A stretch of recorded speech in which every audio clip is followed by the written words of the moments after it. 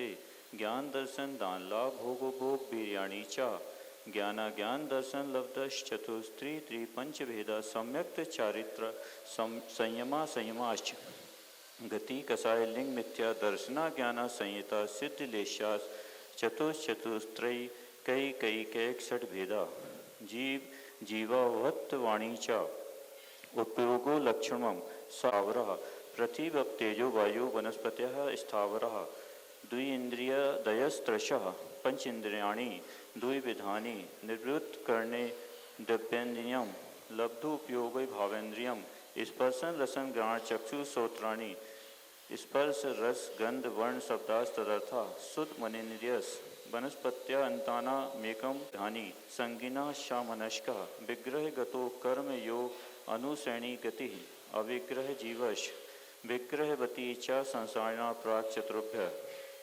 एक समया विग्रह एकम दो त्रीन बानाहारका सम्मूर्छन सूक्ष्म प्रत्यक्षतो संकेह गुणों प्राक तेषात् युगपदेकस्य चतुर्भ्यः निरुपभोग मन्त्यम गर्म सम्मोचनज माध्यम औपादिक वैक्रियकम लब्धि प्रत्ययम च तेजस्मपि शुभम विशुद्धमभ्यघाति चाहारकम प्रमत्त संहितस्यैव नारक सम्मूर्छिनो नपुंसकानि न देवा शेषास्त्रिवेदा औपादिक चरमोत्तम देहा संख्ये वर्षायतो न वर्तया आयुषः इति तत्वासुते मोक्षशास्त्रे द्वितीय अध्यायो नमो नमः आचासु त्रिंशत् पंचविंशति पंचदश दश त्रि पंचोनेक नरक्षस सहस्राणि पंच चैव यथाक्रम नारका नित्या शुद्धलेश्य परिणाम देह वेदना विक्रिया परस्परोदीरित दुःख संक्लिष्ट सरोदीरित दुःखाश प्राक चतुर्थ्या तेष्वेक्ति सप्तदश द्वाविंशति त्रयस्त्रिंशत् सागरोपम सत्वानां परास्थिति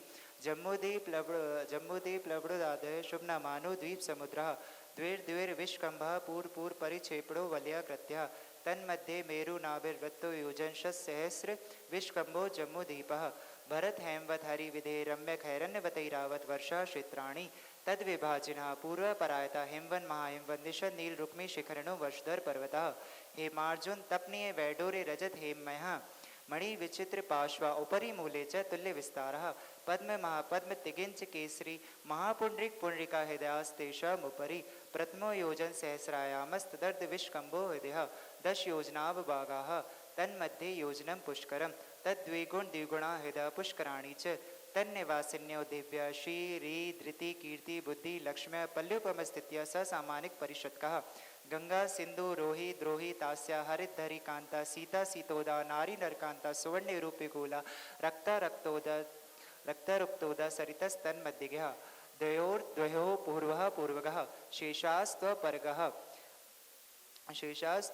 नमन गुरु स्वीकार करें। ओम ह्रीं पमा स्वामी जी कृत तत्वासूत्र तत्वाध्याय नमो न अर्घ्यम निर्वापामीति स्वाहा 10 विकल्प कल्पोपपन्ना पर्यंतः इंद्र सामान्य त्रास्तिन परिषदात्म रक्ष लोक पालानिक प्रकीर्ण कावियोग किलविशी काश्यक्षः त्रास्तिंस लोकपाल वर्ज्याभ्यंतर ज्योतिष्कः पूर्वयो द्विदिंद्रा काय प्रविचारा ऐशानाथ शेषा स्पर्श रूप शब्द मना प्रविचारा परे प्रविचारा भवन वासनो सुरनाग विद्युत सुपर्णाग्नि बातस्त नेतो दधि दीप दिक्कुमारः व्यंतरा किन्नर किम पुरुष महोरा गंधर्व यक्ष राक्षस भूत पिशाचः ज्योतिष्का सूर्या चंद मसौ गिर नक्षत्र प्रकीणक तारकाश्य मेरु प्रदक्षिणा नित्य गते नैलोके तत्कता काल विभागः बहिरवस्थितः वैमानिकः कल्पोपपन्ना कल्पातीताश्च उपरि उपरि सौधर्म ईशान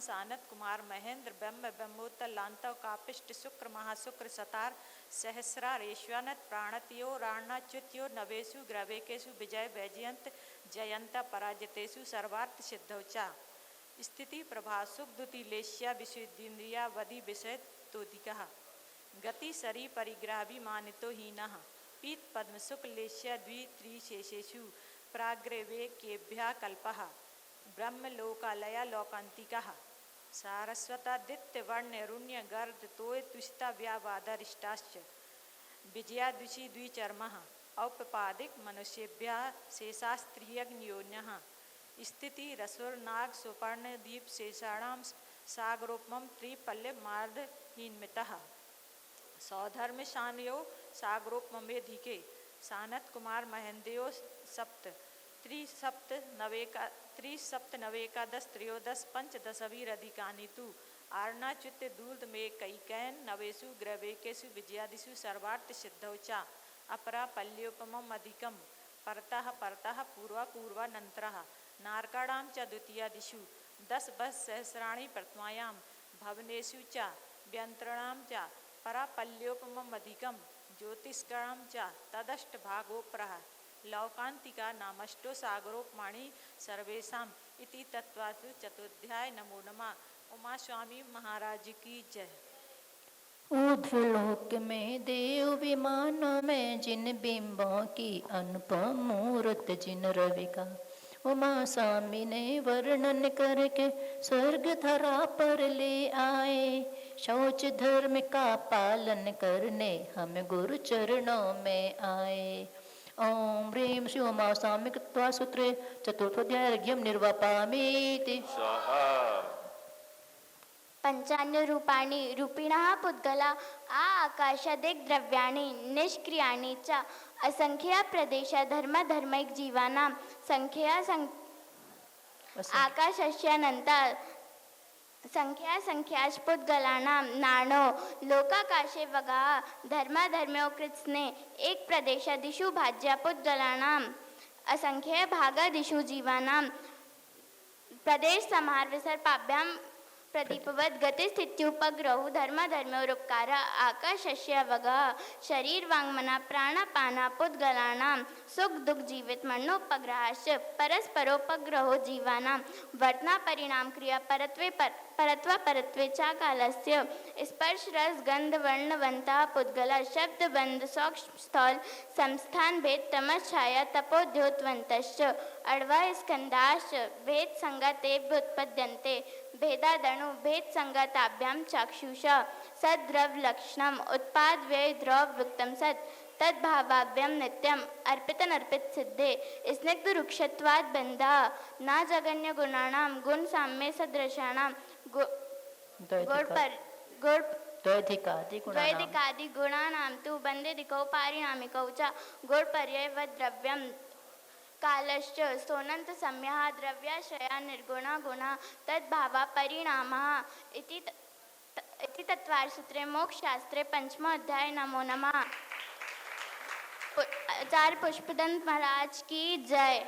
अजीव द्रव्य का भेद बताया रूपे अरूपी पहचाना जीव कर्म किस विधि बंधते हैं यह भी मुनिवर से जाना।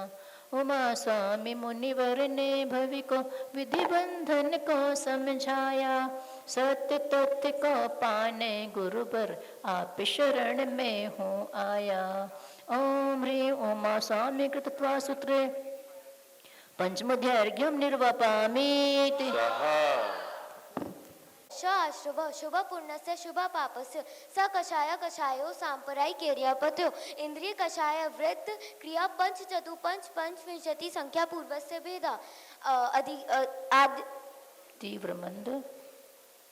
तीव्र मंद ज्ञाता ज्ञात भवाधिकरण वीर विशेषभ्य तद विशेष अधिकरणम जीवा जीवा आद्यम समरम समारम भारम योग कृत कारितानु मत कषाय विशेषै त्रिस चतुश्चैकश निर्वर्तना निक्षेप संयोग निसर्गा द्विचतुर्द्वि त्रिभेदा परम तत्प्रदोषनेन मात्सर्यांतरायात साधनोपघात ज्ञान दर्शनावण्यो दुख शोक तापक्रंदन बद परिदेव नान्यात्म परोभ्य स्थानान यसद्वेद्यस केवली शुद्ध संग देवावन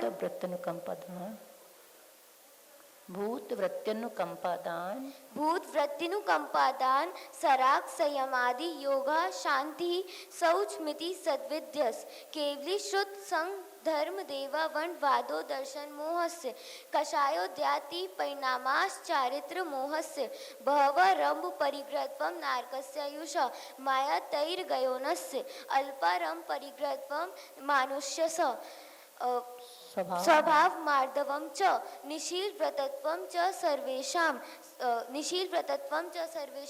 सराग सराग संयम संयमा संयमा काम निर्जरा बाल तपांसी दैवस्य सब सम्यक्त्वं च सम्यक्त्वं च योग वक्रता विसंवादनं चाशुभ्यस नाम्नः तद विपरीतम शुभस्य दर्शन विशुद्धिर विनय संपन्नता शील व्रतेश वंती चारो भीक्षण ज्ञानोपयोग संवेगौ शक्ति तस त्याग तपसी साधु समाधिर वैयावृत करण मर्यादाचार बहुश्रुत प्रवचन भक्ति रावशय का परिहारेर मार्ग प्रवाना प्रवचन प्रभावना प्रवचन वत्सलतो मिथि तीर्थ करतस्य परात्म निंदा प्रशंसे सदसद गुणोच्छादनोद भावने च नीचैर गोत्रस्य तद्विपर्यो नीचैर वृत्तिनुसेको चोत्तरस्य विघ्नकरण मंत्र इति तत्वार सूत्रे मोक्ष शास्त्रे षष्ठो अध्याय आचार्य श्री भूत बली जी महाराज की जय। कर्मों के आने की गलियां मुनिवर तुमने पहचाना, किन भावों से विधि बंधन हो गुरुवर तुमसे ही जाना। उमा स्वामी मुनिवर की कृति विधि की बातें समझाई, यथाख्यात संयम पाने को तब चरणों से प्रीत लगाई। ओम ह्रीं उमा स्वामी के तत्वा सूत्रे षष्ठोध्याय अर्घ्यम निर्वपामीति। सप्तमो ब्रह्म परिग्रह्यो विर्तिर्वितम देश सर्वितोडु महति तत्स्थैर्यातम भावना पंच पंच वांग मनो गुप्तीर्य दान निक्षेपण समित्या लोकितपान भोजनानि पंच क्रोध लोभ भीरुत्व हास प्रत्याख्यान नान्यनु वीची भाषणम च पंच शून्यागार विमोचिता वास परोपरो दाकरण बैच शुद्धि सा धर्मा विषम वादा पंच स्त्री राग कथा श्रवण तन मनोहरांग निरीक्षण पूर्वव्रतानुस्मरण विशेष रस स्वशरीर संस्कार त्यागा पंच मनोज्ञा मनोगेन्द्रिय विषय राग द्वेष वर्जनानि पंच हिंसा दिस विहम उत्तापाय वद्ध दर्शनम दुःखमेव वा मैत्री प्रमोद कारुण माध्यस्थानि च सत्व गुणादि क्लिश्यमाना विनयेषु जगत काय स्वभावो व संवेग वैराग्यार्थम प्रमत्त योगात् प्राण व्यपरोपणम हिंसा अस्दभिदान मानृतम अद्यता दानम स्तेयम मैथुन मा ब्रह्म मूर्छा परिग्रह निशल्यो व्रति आगार्यनगारश्च अड़ुव्रतोगारी दिग्देशा नर्त दंड विरति समायक प्रोषदोग वाशोपभोग परिभोग परिमाणातिथि संविभाग व्रत संपन्नश्च मरांति कीम सल्लेखिनाम जोषिता संकाकांक्षा विचिकित्सान दृष्टि प्रशंसा संस्तवा सम्यक दृष्टि रतिचारः व्रतशीलेषु पंच पंच यथाक्रमम् बंध वद्ध छेदाति भारारोपणान पान निरोधः मिथ्योपदेश रहो व्याख्यान कूटले क्रिया न्यासापहा साकार मंत्र भेदः स्तेन प्रयोग तथा हिरता दान विरुद्ध राज्यातिक्रम हीनादिक मानोन्मान प्रतिरूपक व्यवहारः पर विवाह करने त्वरिका परिग्रहीता गमनानं क्रीडा काम तीव्राभिनिवेशः क्षेत्रवास्तु हिरण सुवर्ण धन दान दासी दास कुप भांड प्रमाणातिक्रमः ऊर्ध्वाधः स्त्रियक व्यतिक्रम क्षेत्र वृद्धि स्मृत्युं तरादानानि आनयन प्रेष प्रयोग शब्द रूपानुपात पुद्गल छेपः कंदर्भ कौतकुच मौका समीक्षादि कर्णो भोग परिभोग नर्तक्यानि योग धूप रणि धाना नाद्र स्मृत्युनुपस्थानानि आप्रत्यवेचिता प्रमाजितो सर्गदान संसरोप क्रमना नाद्र स्मृत्युनुपस्थानानि सचित संबंध सम्मिशावि शब्दोपक्वारः सचित निक्षेपा विधान पर व्यवदेश मात सर कालातिक्रमः जीवित मरना संशय मित्रानुराग सुखानुबंध निदानानि अनुग्रहार्थम स्वस्याति सर्गोदानम विधि द्रव्य दात्रीपाद विशेषात् तद विशेषा इति तत्वा सूत्रे सप्तमो अध्याय नमो नमः। आचार्य मान तुंग की जय। तीन लोक में शोभे मचाद ऐसे तीर्थन कर प्रकृति का 16 कारण भाव न भाकर अतिशयकारी बंधोता। उमा स्वामी मुनिवर जिनको 2 पाठों में गाया है, पुण्य पुरुष ने तप का फल ये अरिहंत पद को पाया है। ओम ह्रीं उमा स्वामी के तत्वा सूत्रे सप्तमोध्याय अर्घ्यम निर्वपामीति।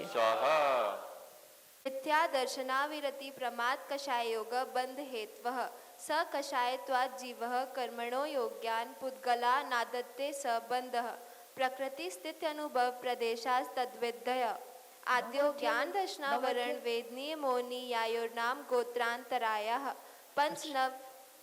पंचनव द्वष्टाविंशति चतुर्द्वि चत्वारिंशत् द्विपंचभेदा यथाक्रमम् मति श्रुतावधि मनः पर्याय केवलानां चक्षुरवधि केवलानां निद्रा निद्रा निद्रा पृच्छला पृच्छला पृच्छला स्त्यान ग्रद्यश्च स दशद्वेद्ये दर्शन चारित्र मोनिया कषाय कषाय वेदनीयाख्या स्त्री द्विनव षोडश भेदा सम्यक्त्व मिथ्यात्व तदुभयान य कषाय कषायो हास्य रतिरखी शोक भय जुगुप्सा स्त्री पुन नपुंसक वेदा अनंतानु बंध्य प्रत्याख्यान संज्वलन विकल्पाश्चैक्ष क्रोध मान माया लोभः नारक तैर्यज्ञोन्मानुष दैवानी गति जाति शरीरांग गोपांग निर्माण बंधन संगात संस्थान सम्मनन स्पर्श रस गंध वर्णानु पूर्व गुरु लघु पगात पर घाता तपोद्योतो श्वास विहाय योगतय प्रत्येक शरीर त्रस सुभग सुस्वर शुभ सूक्ष्म पर्याप्ति स्थिरादय यशः कीर्ति क्षेत्राणि तीर्थकरत्वं च उच्चैर नीचैश्च दान लाभ भोगो भोग वीर्याणाम आदितस्तिसृणा मंत्रायस्य च त्रिंशत् सागरोपम कोटि कोट्यः परास्थितिः सप्ततिर्मोहनीयस्य विंशतिर्नाम गोत्रयोः त्रयस्त्रिंशत् सागरोपमान्यायुषः अपरा द्वादश मुहूर्ता वेदनीयस्य नाम गोत्रयोरष्टौ शेषाणामन्तर्मुहूर्ता विपाकोनुभवः स यथानां ततश्च निर्जरा नाम प्रत्ययः सर्वतो योग विशेषात् सूक्ष्मे क्षेत्रावगः स्थिता सर्वात्म प्रदेशेश वनंतानंद प्रदेशः सद्वेद्य शुभायुर्नाम गोत्राणि पुण्यम अतोन्यत पापम इति तत्वार्थ सूत्रे मोक्ष शास्त्रे अष्टमोध्याय नमो नमः। आचार्य श्री जिनसेन महाराज की जय। जीव साथ में कर्म कौन से अध्याय आश्रव निरोधा संबरः हाँ ठीक है। आश्रव निरोधा संबरः स गुप्ति समिति धर्मानुप्रेक्षा परिसय जय चारित्रे तपसा निर्जरा च सम्यक योग निग्रहो गुप्ति ईर्या भाषै श्रादान निक्षेपोत्सर्गः समितिः उत्तम क्षमा मार्द वार्जव शौच सत्य संयम तपस्त्यागा किंचन ब्रह्मचर्याणि धर्मः अनित्या शरण संसार एकत्वान्यत्वा शुच्याश्रव संबर निर्जराम लोग बोधि दुर्लभ धर्मस्वाख्या तत्वानुचिंतन मनुप्रेक्षा मार्ग्यच वन निर्जरार्थम परिशोधव्या परिसहा छुट पिपासा शीतोष दंश मशक नगण्य रति स्त्री चर्या निसद्या सय्या क्रोश बध याचना लाभ रोग स्पर्श मल सत्कार पुरस्कार प्रज्ञा ज्ञाना दर्शनानि सूक्ष्म सांप्राय छदमस्त बीत रागयोश चतुर्दश एकादश जने बादर सांप्राय सर्वे ज्ञाना वर्णे प्रज्ञा ज्ञाने दर्शन मोहन प्रायोर दर्शन मोहन प्रायो दर्शना लाभो चारित्र मोहे नागण्य रति स्त्री निसद्या क्रोश याचना सत्कार पुरस्कारा वेदनीय शेषा एकादयो भाज्या युगपदेकस्मिन्ने कौन विंशते सामायिक क्षेत्रोपस्थापना परिहार विशुद्धि सूक्ष्म सांप्राय यथा ख्यात मिति चारित्रम अंशनाव मौदर वृत्ति परिसंख्यान रस परित्याग विविक्त सय्यासन काय कलेसा बाह्यम तपः प्रायश्चित विनय वैया व्रत स्वाध्याय व्यतुसर्ग ध्यानान्युतरम नव चतुर्दश पंचदी भेदा यथा क्रमम प्राग ध्यानात् आलोचना प्रतिक्रमण तदुभय विवेक व्यतुसर्ग तपश्चेत परिहारोपस्थापना ज्ञान दर्शन चारित्रोपचारा आचार्योपाध्याय तपस्वी शैक्ष गलान गण कुल संग साधु मनोज्ञा नाम वाचना प्रेक्षणानुप्रेक्षामनाय धर्मोपदेशा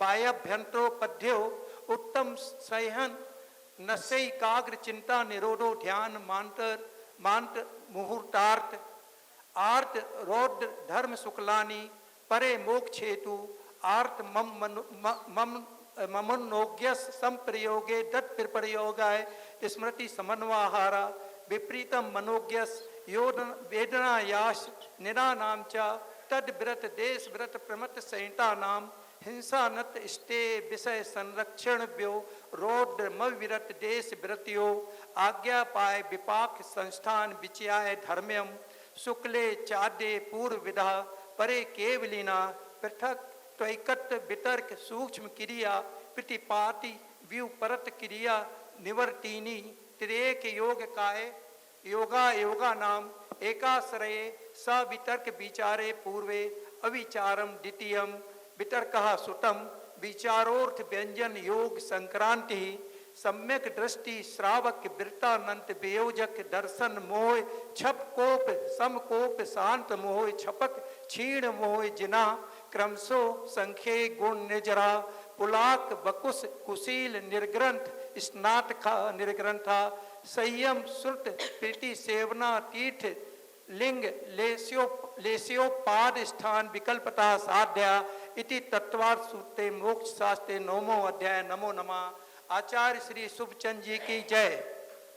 चिर संचित कर्मों की कड़ियाँ किस तप से झड़ जाती हैं, शुक्ल ध्यान की अग्नि नौमुद्य अर्घ्यम निर्वापा में ज्ञान दर्शन वरांतराय छयाच केवलम बंदित्व भाव ने जराभ्याम कृष्ण कर्म विप्र मोक्षो मोक्षा औपशमिकादि भव्यत्वानां च अन्यत्र केवल सम्यक्त ज्ञान दर्शन सिद्धित्वेव्या तदनंतर मूर्ध्वं गच्छत्या लोकांतात् पूर्ण प्रयोगत संगतवाद बंधच्छेदात् तथा गति परिणामाच्च आविद्य कुला चक्रवद वै पगत लेपाला भूपदे रंड बीजवद अग्निशिखावच्च धर्मास्थि काया भावत क्षेत्र काल गति लिंग तीर्थ चारित्र प्रत्येक बुद्ध बोधित ज्ञानावागा नान्तर संख्याल्प बहुतः साध्या इति तत्वासूत्र मोक्ष शास्त्रे 10वां अध्याय। नमो नमः।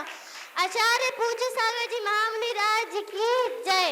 शाश्वत सुख को पाने के गुरु साधन तुमने सिखलाए अक्षर मात्र पदम स्वर साधु वेरत्र मम शमेतव्यम को न विमोहति शास्त्र समुद्रे दशाध्याय परिच्छिन्ने तत्वार्थे पठिते सति फलं स्यादुपवासस्य भाषितं मुनिपुङ्गवै तत्त्वार्थसूत्रे कर्तारं ग्रद्धच पिच्छोपलक्षितं वन्दे गणेन्द्र संजात मुमा स्वामी मुनीश्वरम्। आचार्य भगवान श्री उमा स्वामी जी महामुनि राज की। आचार्य मोक्ष मार्गस्य नेतारं भेत्तारं कर्म भूभृतां ज्ञातारं विश्वतत्त्वानां वन्दे तद्गुणलब्धये।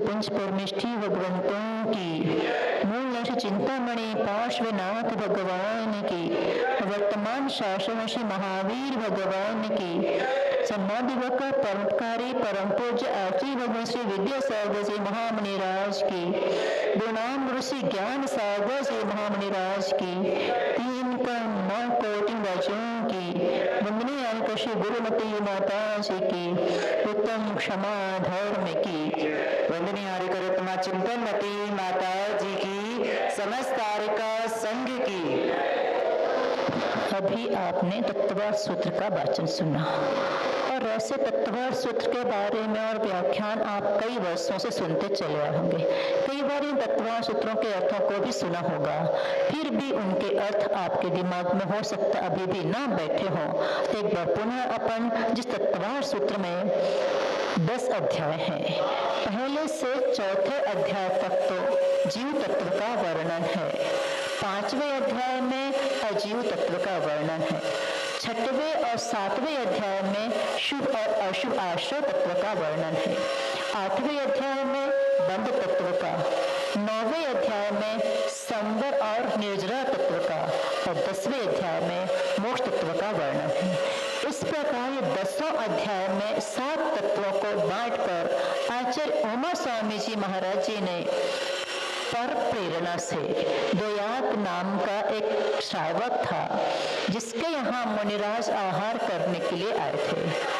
उस श्रावक ने एक पटिये पर दर्शन ज्ञान चारित्राणी मोक्ष मार्ग यह एक सूत्र लिख करके कहीं बाहर गया हुआ था और मुनिराज उनके यहाँ आहार के लिए यही आचार्य श्री उमा स्वामी जी महाराज जब आहार करके लौट के जा रहे थे तो दीवार पर सूत्र लिखा हुआ दिखा, दर्शन ज्ञान चारित्राणी मोक्ष मार्ग है। उन्होंने उन्हीं की कलम उठाकर उसके आगे सम्यक शब्द जोड़ दिया कि सम्यक दर्शन ज्ञान चारित्राणी मोक्ष मार्ग, इसका नाम मोक्ष मार्ग है। जब वह श्रावक घर आया और उसने अपने सूत्र में परिवर्तन देखा तो अपने जीवन संगिनी से पूछा कि इसमें सूत्र में परिवर्तन किसने किया है। तो उन्होंने बताया कि एक मुनिराज आज आहार के लिए आए थे, उन्होंने ही आपके सूत्र में संशोधन किया है। तो उसने सोचा मैंने पहला सूत्र लिखा वही गलत हो गया, उसमें संशोधन, अगर मैं जो लिखना चाह रहा हूँ उसे लिखा कितनी सारी गलतियां होंगी। तो उसने पूछा मुनिराज कहाँ है, कहाँ तुम छोड़कर क्या? उन्हें आहार के बाद तो पूरा पता करके उनके पास पहुंचे और मुनिवर को नमस्ते करके कहा, हे मुनि श्रेष्ठ, मैंने जो अपनी कोशिश की थी, पहला सूत्र लिखा दर्शन ज्ञान चारित्राणी मोक्ष मार्ग, वह ही गलत है। जब पहला सूत्र गलत है तो जो मैं लिखना चाह रहा हूँ उसमें कितनी सारी गलतियां होंगी, अतः आप ही इसको पूर्ण करें तो ज्यादा अच्छा होगा। और मुनिराज ने उसकी प्रेरणा पाकर इस तत्वार सूत्र ग्रंथ को लिखा था। यह उमा स्वामी जी आचार्य कृत प्रथम संस्कृत का सूत्र ग्रंथ है। इसके पहले संस्कृत ग्रंथों की कोई रचना नहीं थी। तो उस तत्वार सूत्र में आचार्य उमा स्वामी जी महाराज जी ने 10 अध्यायों में जो 7 तत्वों का वर्णन किया है, अपन क्रम से उन 10 अध्यायों को समझेंगे। पहले है मंगलाचरण। मोक्ष मार्गस्य नेतारम भेत्तारम कर्मभूभृताम ज्ञातारम विश्व तत्वानाम वंदे तद्गुण लब्ध है। अर्थात आप मोक्ष मार्ग के नेता हैं। भेत्तारम कर्मभूभृताम, कर्म रूपी पर्वतों को भेदने वाले हैं। ज्ञातारम विश्व तत्वानाम, विश्व के तत्वों को जानने वाले हैं। अतः आपके तद्गुण लब्ध है, आपके उन गुणों की प्राप्ति के लिए मैं आपको नमस्कार करता हूँ। पहले ही मंगलाचरण में उन्होंने अपने आचार्य भगवंतों को नमस्कार किया कि आप कैसे हैं, मोक्ष मार्ग के नेता हैं, अर्थात आप हितोपदेशी हैं, क्योंकि मोक्ष मार्ग की बात आपके द्वारा ही मिलेगी। कर्मरूपी पर्वतों को भेदने वाले हैं इसलिए आप वितरागी हैं और विश्व तत्व के ज्ञात इसलिए आप सर्वज्ञ हैं। तो हम जो भगवान की परिभाषा बनाते हैं, जो वितराग, सर्वज्ञ और हितोपदेशी होते हैं, वह इन तीनों वाक्यों में जो मोक्ष मार्ग के नेता हैं इसलिए हितोपदेशी हैं, कर्म रूपी पर्वतों को भेदने वाले हैं इसलिए वितरागी हैं और विश्व तत्व के ज्ञाता हैं इसलिए भगवान सर्वज्ञ हैं। ऐसे उनके वितराग, सर्वज्ञ और हितोपदेशी गुणों की प्राप्ति के लिए मैं उन्हें नमस्कार करता हूँ। एक तो हुआ मंगलाचरण। मंगलाचरण किया क्यों जाता है? मंगल अर्थात जो सुख को लाए, मंग यानी सुख, लाए न लाने वाला, वो सुख को लाए, और मम गल अर्थात पाप को गलाए। जो पाप को गलाने वाला और सुख को लाने वाला होता है वह मंगलाचरण। ऐसा मंगल आचरण जिसमें किया जाता है वह मंगलाचरण है। और क्यों किया जाता है? तो शिष्टाचार का पालन के लिए, अपनी लघुता दिखाने के लिए, पूर्व आचार्यों की वंदना के लिए उनका उन्हें नमस्कार किया जाता है, इसलिए मंगलाचरण किया जाता है। मंगलाचरण भी 3 बार किया जाता है, आदि, मध्य और अंत में। आदि में मंगलाचरण किया जाता है, फिर मध्य में भी किया जाता है और अंत में भी 3 बार मंगलाचरण होता है। आदि में मंगलाचरण किया जाता है कार्य ग्रंथ की निर्विघ्न समाप्ति के लिए, मध्य में मंगलाचरण किया जाता है कर्मों की निर्जरा के लिए, और अंतिम मंगलाचरण जो किया जाता है वह पूर्वाचार्यों की स्मृति करने के लिए कि आपके आशीर्वाद से, आपके अनुकंपा से हमारा यह कार्य संपन्न हुआ, इसलिए 3 बार मंगलाचरण किया जाता है। अब उन्होंने सूत्र क्या बनाया था? जो दर्शन ज्ञान चारित्र का सूत्र था उसमें संशोधन होकर क्या बना था? आचार्य पूज्यवर उमा स्वामी जी महाराज के द्वारा सम्यक दर्शन ज्ञान चारित्राणी मोक्ष मार्ग। सम्यक दर्शन, इस सम्यक दर्शन को आदि दीपक के रूप में सबके साथ जोड़ना है। सम्यक शब्द को, सम्यक दर्शन, सम्यक ज्ञान और सम्यक चारित्र, ये तीनों मिलकर के मोक्ष मार्ग है। जब तीनों मिलकर के मतलब तीनों की एकता, जब तीनों एक में एक हो जाएंगे तब मोक्ष मार्ग बनेगा। यहाँ मोक्ष मार्ग की बात पहले की गई है, जबकि मोक्ष की बात पहले करना चाहिए थी। मोक्ष क्या है? पहले मंजिल बताओ, फिर बाद में मार्ग बताना चाहिए। लेकिन आचार्य अकलंक देव जी कहते हैं कि मंजिल में किसी को विवाद नहीं है, विवाद है सबको मार्ग में। सबने अपना अपना मार्ग बना लिया है और सब अपने मार्ग के अनुसार जाना चाहते हैं। मुक्ति तो सबने स्वीकार किया है, लेकिन मार्ग में विवाद होने के कारण हमने मार्ग को ही यहाँ पर पहले बताया है। इन तीनों की एकता ही मोक्ष मार्ग है। सम्यक दर्शन, सम्यक ज्ञान और सम्यक चारित्र, इन तीनों की एकता मोक्ष मार्ग है। केवल सम्यक दर्शन भी मोक्ष मार्ग नहीं है, केवल सम्यक ज्ञान भी मोक्ष मार्ग नहीं है और केवल सम्यक चारित्र भी मोक्ष मार्ग नहीं है। और दो भी मिला दें, सम्यक ज्ञान और सम्यक दर्शन, तब भी नहीं है। सम्यक दर्शन सम्यक चारित्र तो भी नहीं है। विकलांग मोक्ष मार्ग हो ही नहीं सकता। जैसे ये खड़ा है ना आपका ये कैमरा, अगर इसमें से इसका एक पैर हटा दिया जाए तो गिर जाएगा। वैसे ही यदि सम्यक दर्शन विकलांग हो जाए, दो पैर से खड़ा कर दिया जाए तो वो भी धड़ाम से कहीं ना कहीं गिर ही जाएगा। और इसमें भी ज्ञान को बीच में रखा है ताकि वह दर्शन को भी संभाल सके और चारित्र को भी संभाल सके। बीच में रहने वाला व्यक्ति दोनों को सहारा देता है। तो यहाँ आस्था ज्ञान की बहन है और चारित्र उसके पिताजी हैं। तो यहाँ बहन और पिता दोनों को संभालने वाला है ज्ञान, इसलिए ज्ञान को बीच में रखा गया है। तो सम्यक दर्शन, सम्यक ज्ञान और सम्यक चारित्र, इन तीनों की एकता ही मोक्ष मार्ग है। यदि तीनों को एक मिला करके एक नहीं किया जाता तो मोक्ष मार्ग बहुवचन में कहते, लेकिन बहुवचन में न कहकर एक वचन में कहा मार्ग शब्द को। इससे स्पष्ट है कि इन तीनों की एकता, जब तीनों मिलकर एक हो जाएंगे तभी मोक्ष मार्ग कहलाता है। तो सम्यक दर्शन, सम्यक ज्ञान और सम्यक चारित्र, इन तीनों की एकता ही मोक्ष मार्ग है। जैसे यदि हलवा बनाना हो तो शक्कर, आटा और घी तीन चीजें हैं, पर जब तक तीनों चीजें अलग अलग रखी रहेंगी तब तक वह हलवा नहीं कहलाएगा। जब तीनों मिलकर एक हो जाएंगे तब उसमें हलवा का स्वाद आएगा और आप उसे हलवा कह सकेंगे। अलग अलग में वह हलवा नहीं कहला सकता है। वैसे ही यहाँ पर अगर ये विकलांग रहेंगे तो भी यह मोक्ष मार्ग नहीं कहलाएगा, अर्थात तीनों की एकता ही मोक्ष मार्ग है। सम्यक दर्शन और सम्यक ज्ञान का मतलब संशय पर अनध्यवसाय से रहित जो ज्ञान होता है वह सम्यक ज्ञान होता है और पाप कषय आदि से विरक्त होने का नाम सम्यक चारित्र है। यह सम्यक दर्शन, सम्यक ज्ञान और सम्यक चारित्र जघन्य मध्यम उत्कृष्ट के भेद से चलता चला जाता है। अवृत सम्यक दृष्टि का भी मोक्ष मार्ग होता है, व्रति का भी होता है और मुनिराजों के तो पूर्ण रूप से निश्चय चारित्र को प्राप्त कराने वाला निश्चय मोक्ष मार्ग भी होता है। और वह सम्यक दर्शन है क्या, उसके लिए यहाँ पर सूत्र आता है तत्वात् श्रद्धानम सम्यक दर्शनम, अर्थात तत्वों का श्रद्धान करना सम्यक दर्शन है। तत्वों का जैसा स्वरूप भगवान ने कहा है उसको उसी रूप में स्वीकार करना ही सम्यक दर्शन कहलाता है। जीव तत्व, अजीव तत्व, इनको जीव को जीव ही मानना, अजीव को अजीव ही मानना, आशय को आशय, जिसका जो स्वरूप है उसको उसी रूप में स्वीकार करना ही तत्वात् श्रद्धानम सम्यक दर्शन। तत्वों का तत्व और उनके अर्थ, तत्व उनका जैसा अर्थ भगवान ने कहा है उसमें उसी रूप से श्रद्धान करने का नाम ही सम्यक दर्शन है। वह सम्यक दर्शन उत्पत्ति कैसे होती है? तन निसर्गादि गमाद्वा,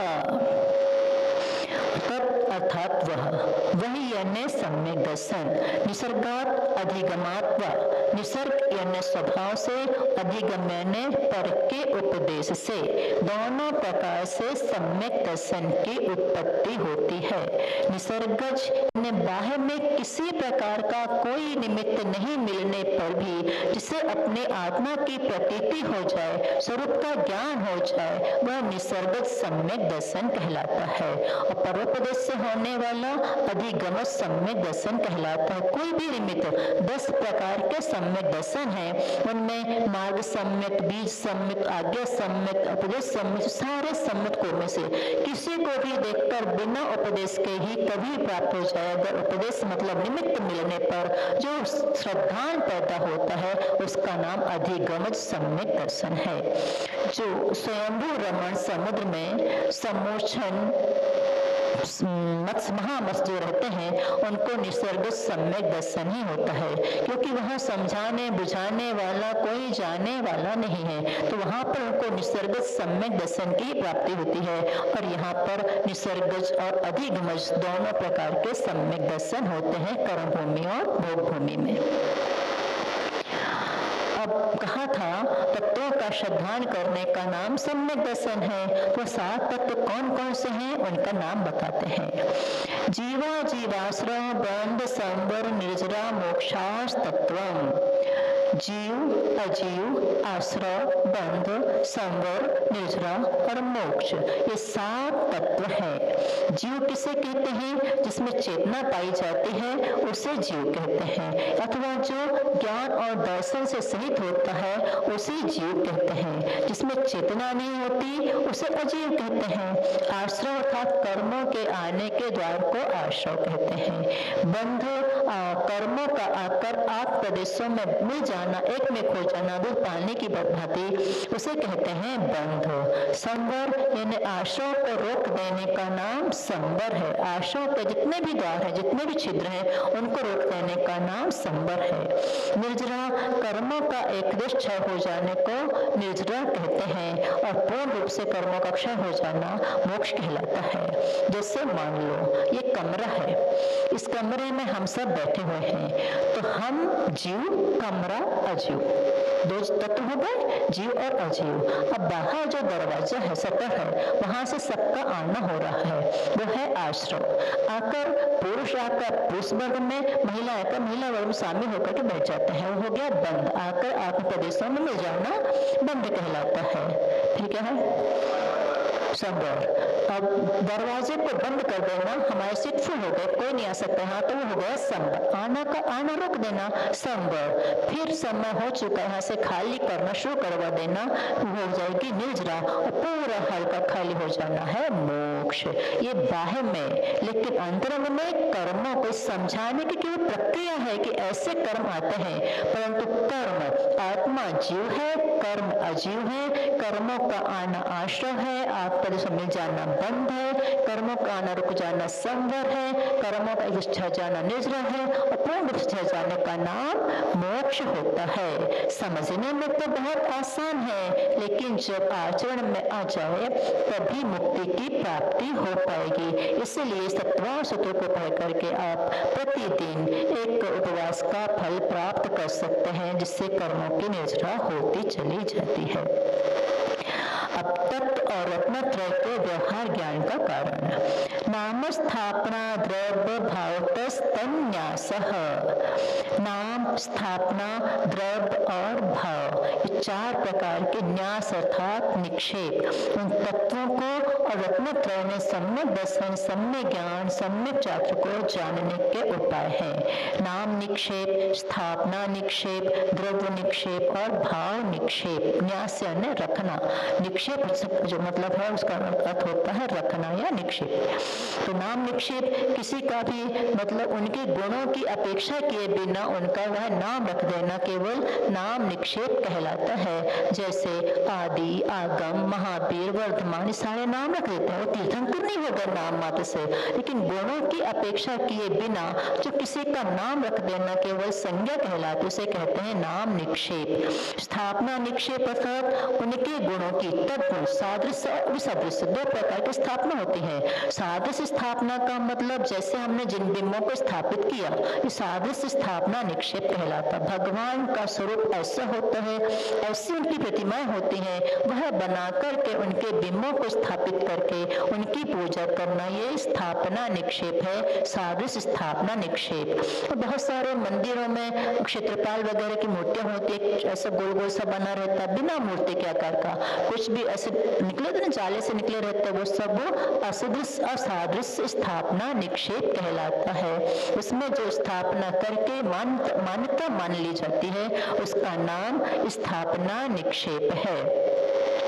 द्रव्य निक्षेप का मतलब भूत, भावी और वर्तमान पर्याय की मुख्यता को लेकर उनको वर्तमान में ही कहना, जैसे राजकुमार को राजा कह देना, अथवा रसोई घर में क्या कर रहे हैं, भात पका रहे हैं, चावल भी, लेकिन भात पका रहे, उसके काल की अपेक्षा के बिना जो भाव का कथन किया जाता है वह द्रव्य निक्षेप कहलाता है। भाव निक्षेप मतलब वर्तमान में उस पर्याय से युक्त होने का नाम ही भाव निक्षेप है। जिस समय जो कार्य किया जा रहा है उस पर्याय को ही वर्तमान में भाव निक्षेप कहा जाता है। इस प्रकार से जो नाम, स्थापना, द्रव्य और भाव, ये चार प्रकार के निक्षेप हैं, इनके द्वारा भी रत्नत्रय और सात तत्वों को समझा जाता है। फिर आचार्य कहते हैं, शिष्य पूछता है कि इन तत्वों को और रत्नत्रय को जानने के और भी उपाय हैं? तो हाँ, और भी उपाय हैं। प्रमाण नयई रधि गमः, उन तत्वों और रत्नत्रय को जानने के उपाय और भी, अधिगम यानी ज्ञान, प्रमाण और नय के द्वारा भी उन रत्नत्रय को और सात तत्वों को जाना जाता है। प्रमाण अर्थात जो वस्तु को स्पष्ट जाने, प्रत्यक्ष जाने, वह कहलाता प्रमाण। सकलादेशी प्रमाण विकलादेशी नय, जो वस्तु को पूरा जानता है वह कहलाता प्रमाण, और जो वस्तु को एक दृष्टि जानता है उसे कहते हैं नय। तो प्रमाण और नय के द्वारा भी वस्तु को जाना जाता है। उन्हीं को जानने के और भी उपाय हैं क्या? तो हाँ, अन्य और भी उपाय हैं।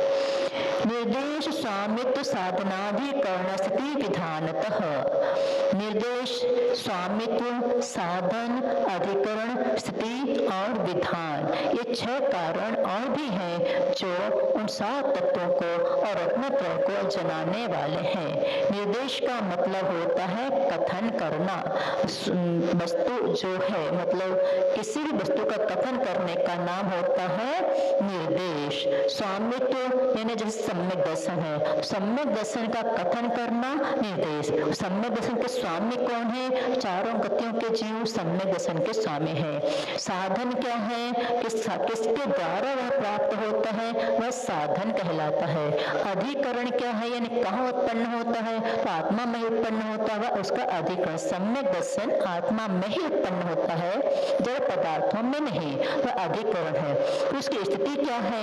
तो सम्यक दर्शन 3 प्रकार के होते हैं, सबकी स्थितियां भी अलग अलग हैं। अंतर्मुख, देशासर, सागर, सादि, अनंत। विधान अर्थात प्रकार, तो सम्यक दर्शन के अथवा रत्नत्रय के कितने प्रकार हैं वह इनका कथन करने वाला ये सूत्र है। इसके द्वारा भी इन रत्नत्रय को 7 तत्वों को जाना जाता है। रत्नत्रय को जानने के और भी उपाय हैं। आचार्यों की विशेषता रही है, एक बात को जब तक व्यक्ति को समझ में ना आ जाए वो अन्य तरीके से समझाते ही जाएंगे, जैसे बने वैसे। एक बार समझ तो जाओ। उन्होंने तो पूरी कोशिश की अपने को समझाने की, लेकिन तब भी अपन इतने मंदमती हैं कि उनके समझाने के बाद भी समझने की कोशिश ही नहीं करते हैं और कहते हैं हम तो बहुत समझदार, हमें तो सब कुछ आता, बिना मतलब के अहम किए बैठे रहते हैं। अब और भी उनके जानने के उपाय हैं। सत, संख्या, क्षेत्र, स्पर्शन, कालांतर, भावाल्प, बहुत्वैश्च। सत, संख्या, क्षेत्र, स्पर्शन, काल, अंतर, भाव और अल्प बहुत्व, ये 8 साधन और भी हैं जिनके द्वारा उन तत्वों को और रत्नत्रय को जाना जाता है। सत्य यानी अस्तित्व, जिसका कभी विनाश नहीं होता, अविनाशी, वह कहलाता है सत्य। संख्या अर्थात गणना, क्षेत्र अर्थात निवास स्थान। वर्तमान निवास स्थान को क्षेत्र कहते हैं, त्रैकालिक निवास स्थान को स्पर्शन कहा जाता है। काल यानी समय, अंतर अर्थात इस चीज के बाद उसका विरह काल को कहते हैं अंतर। भाव यानी परिणाम, अल्प अर्थात कम और ज्यादा, किसकी तुलना में क्या कम है और क्या ज्यादा है यह बताने वाला अल्प बहुत होता है। यानी सबका मतलब अस्तित्व, यानी आत्मा हमेशा है, हमेशा से था, है और रहेगा। जन्म निबोध से लेकर मोक्ष तक आत्मा को हमेशा बना ही रहना है। अथवा वह तत्व कितने हैं, तो रत्नत्रय कौन कौन से हैं, वह सत संख्या, उनकी गिनती कितनी है, गण रत्नत्रय कितने प्रकार के होते हैं, वह कहलाता है संख्या। क्षेत्र यानी वर्तमान, जिससे वर्तमान में हम यहाँ पर रह रहे हैं, यह हमारा वर्तमान निवास स्थान क्षेत्र हो गया। लेकिन इसके पहले जिस गति में थे वहां से यहाँ आए, आगे कहाँ जाएंगे, तो त्रिकाल वर्ती जो स्थान होता है उसे कहते हैं स्पर्शन। फिर काल, कितने समय तक कौन सा जीव किस गति में रहता है उसे कहते हैं काल। अंतर यानी विरह काल, देव पर्याय से मनुष्य पर्याय में आए, पुनः देव पर्याय कब प्राप्त करेंगे, अथवा मनुष्य से देवगति को गए उसे पुनः कब प्राप्त करेंगे, उसका अंतर काल कितना है। एक बार सम्यक दर्शन होकर छूट जाने के बाद दोबारा कब प्राप्त होगा, उसका ये अंतर काल कहलाता है। जैसे आप घर से यहाँ पर आ गए, दोबारा घर कब जाएंगे, कितने घंटे के बाद गए, उसका अंतर काल, इतने बजे निकले थे इतने बजे पुनः पहुंचे, उसका अंतर काल कहलाता है। और भाव अर्थात सम्यक दर्शन, शोपशम, उपशम और शोपशम, ये भाव कहलाते हैं। ये कितने प्रकार के होते हैं, किसमें पाए जाते हैं, भाव। अल्प बहुत्व, शोपशम सम्यक दृष्टि कितने हैं, क्षयिक सम्यक दृष्टि कितने हैं, किसकी तुलना में कौन ज्यादा और कौन कम है, ये बताना अल्प बहुत्व कहलाता है। इसे अल्प बहुत्व कहते हैं, उस वस्तु की हीनाधिकता, कम ज्यादा बताने वाला ये अल्प बहुत्व नाम का तत्व कहलाता है। इस प्रकार सम्यक दर्शन को जानने के 20 उपाय हुए। नाम स्थापना, द्रव्य भाव 4, प्रमाण 6, निर्दोष समुद्र 6, 12 और सत्संख्या 8, ये 20 कुल मिलाकर के 20 तरीकों से 7 तत्व और रत्नत्रय को जाना जा सकता है। ये जो 8वां सूत्र है सत्संख्या, इस पर आचार्य पुष्पदंत जी ने 16 पुस्तकें लिखी धवला जी की। केवल एक सूत्र पर 16 पुस्तकें लिखी गई धवला जी की। कितने ज्ञानी थे वो, एक सूत्र पर 16 पुस्तकें लिखने वाले हैं। अब सम्यक ज्ञान के भेद, क्योंकि सम्यक दर्शन, सम्यक ज्ञान, सम्यक चाहत, इनको मोक्ष मार्ग कहा है। सम्यक दर्शन के बारे में बताया। सम्यक ज्ञान किसे कहते हैं, कितने प्रकार का होता है वह बताते हैं। मति श्रुतावधि मन पर्याय केवलानि ज्ञानम। मति ज्ञान, श्रुति ज्ञान, अवधि ज्ञान, मन परिज्ञान और केवल ज्ञान, ज्ञान के 5 भेद होते हैं। सम्यक ज्ञानम प्रमाणम, ज्ञान संशय पर अनंत वसाय से रहित जो ज्ञान होता है वह सम्यक ज्ञान कहलाता है। वह सम्यक ज्ञान ही प्रमाण होता है। 5 जो सम्यक ज्ञान है वो कौन कौन से हैं, मति ज्ञान, श्रुति ज्ञान, अवधि ज्ञान, मन पर्याय ज्ञान और केवल ज्ञान, ये 5 ही ज्ञान सम्यक ज्ञान होते हैं। इसमें प्रमाण और प्रत्यक्ष और परोक्ष कौन से हैं वह बताने के लिए आगे का सूत्र आता है। तत्प्रमाणे अर्थात ये 5 ही ज्ञान प्रमाण है, इनमें किसी प्रकार का कोई संदेह नहीं होगा। हम जिस पदार्थ को जितना जानते हैं वह सही सही जानते हैं अगर, तो वह ही प्रमाण कहलाता है। इसके लिए किसी अन्य प्रमाण की आवश्यकता नहीं होती। 5 ही ज्ञान प्रमाण है, यानी सम्यक ज्ञान है। उनमें आद्य परोक्षम, आदि के जो 2 ज्ञान है, मति ज्ञान और श्रुति ज्ञान, ये परोक्ष ज्ञान है। परोक्ष ज्ञान क्यों है, क्योंकि इंद्रिय और मन की सहायता से जानते हैं, इसलिए इन्हें परोक्ष ज्ञान कहा जाता है। इन्हें परोक्ष ज्ञान के साथ साथ साम व्यवहारिक प्रत्यक्ष भी कहते हैं। यानी आंखों से देखा, कानों से सुना जो है वह सही है, इस अपेक्षा से वह प्रत्यक्ष साम व्यवहारिक प्रत्यक्ष ने समीचीन व्यवहार की दृष्टि से हमने अपनी आंखों से देखा है। यानी कोई ये बात नहीं कि गलत हो वो, क्योंकि साक्षात देख कर क्या, किंतु वो साम व्यवहारिक प्रत्यक्ष ही हो सकता है, वह सत्य ही हो, जरूरी नहीं है। हमारी इंद्रियां कुछ और भी सत्य देखते हुए भी अभिप्राय को न समझ पाए, इसलिए वह आंखों देखा हुआ भी कभी कभी गलत हो जाता है। इसलिए केवल साम व्यवहारिक प्रत्यक्ष कहा है, प्रत्यक्ष नहीं कहा। प्रत्यक्ष मन्यत, अन्य ज्ञान तेज बचे, अवधि ज्ञान, मनःपर्य ज्ञान और केवल ज्ञान, ये तीनों ज्ञान प्रत्यक्ष ज्ञान कहलाते हैं। किंतु अवधि ज्ञान और मनःपर्य ज्ञान एक दिश प्रत्यक्ष है और केवल ज्ञान पूर्ण प्रत्यक्ष है। और प्रत्यक्ष भी क्यों है ये? क्योंकि इन्हें इंद्रिय और मन की सहायता की जरूरत नहीं रहती है, अतीन्द्रिय ज्ञान कहलाते हैं, आत्मा से उत्पन्न होते हैं। आत्मा से उत्पन्न होने के साथ साथ विशेषता ये रहती है, अवधि ज्ञान में शुभ और अशुभ चिन्ह होते हैं। शुभ अवधि ज्ञान के लिए नाभि से ऊपर चिन्ह पाए जाते हैं और कुअवधि ज्ञान में नाभि के नीचे चिन्ह पाए जाते हैं। उन चिन्हों में अपने आत्मा को एकाग्र करके वह मुनि महाराज या श्रावक चौथे से प्रारंभ हो जाता है अवधि ज्ञान, और मिथ्या दृष्टि देवों को अवधि ज्ञान होता है, देव नारकियों को होता ही उनके पास। तो जहाँ अशुभ चिन्ह है, मतलब नाभि के नीचे, यदि कोवधि ज्ञान है तो नाभि के नीचे वाले चिन्हों में अपने उपयोग को एकाग्र करेंगे, उससे पदार्थ को जानेंगे। और जो शुभ अवधि ज्ञान है, अवधि ज्ञान है, वह नाभि के ऊपर वाले चिन्हों में अपने उपयोग को एकाग्र करके उससे सामने वाले की स्थिति क्या है, क्या पूछना चाह रहे हैं, वह जान करके बता देते हैं। अब मति ज्ञान के पर्यायवाची नाम, मति स्मृति संज्ञा चिंता विनिबोध इत्यनर्थांतरम। मति ज्ञान के अन्य नाम मति, स्मृति, संज्ञा, चिंता और अभिनिबोध, ये भी उन्हीं मति ज्ञान के नाम है। नामांतर पर्यायवाची नाम चलते ना अपने यहाँ। मननम मति, यानी जो इंद्रिय मन की सहायता से ज्ञान होता है, उस ज्ञान को मति ज्ञान कहते हैं। स्मृति अर्थात पहले जानी हुई वस्तु का वर्तमान में किसी पदार्थ को देखकर याद आ जाना स्मृति कहलाती है। संज्ञा अर्थात किसी वस्तु को देखकर ये वही है ऐसा याद कर लेना संज्ञा कहलाती है। मतलब स्मृति और प्रत्यक्ष रूप जो ज्ञान को संज्ञा कहा जाता है, प्रत्यभिक ज्ञान भी कहते हैं। चिंता अर्थात व्याप्ति के ज्ञान को चिंता कहते हैं। जैसे जहाँ जहाँ धूम है वहाँ वहाँ अग्नि है, नियम से धुआं वही होगा जहाँ अग्नि होगी। अग्नि बिना धुआं के रह सकते, लेकिन धुआं बिना अग्नि के कभी भी नहीं रह सकता है।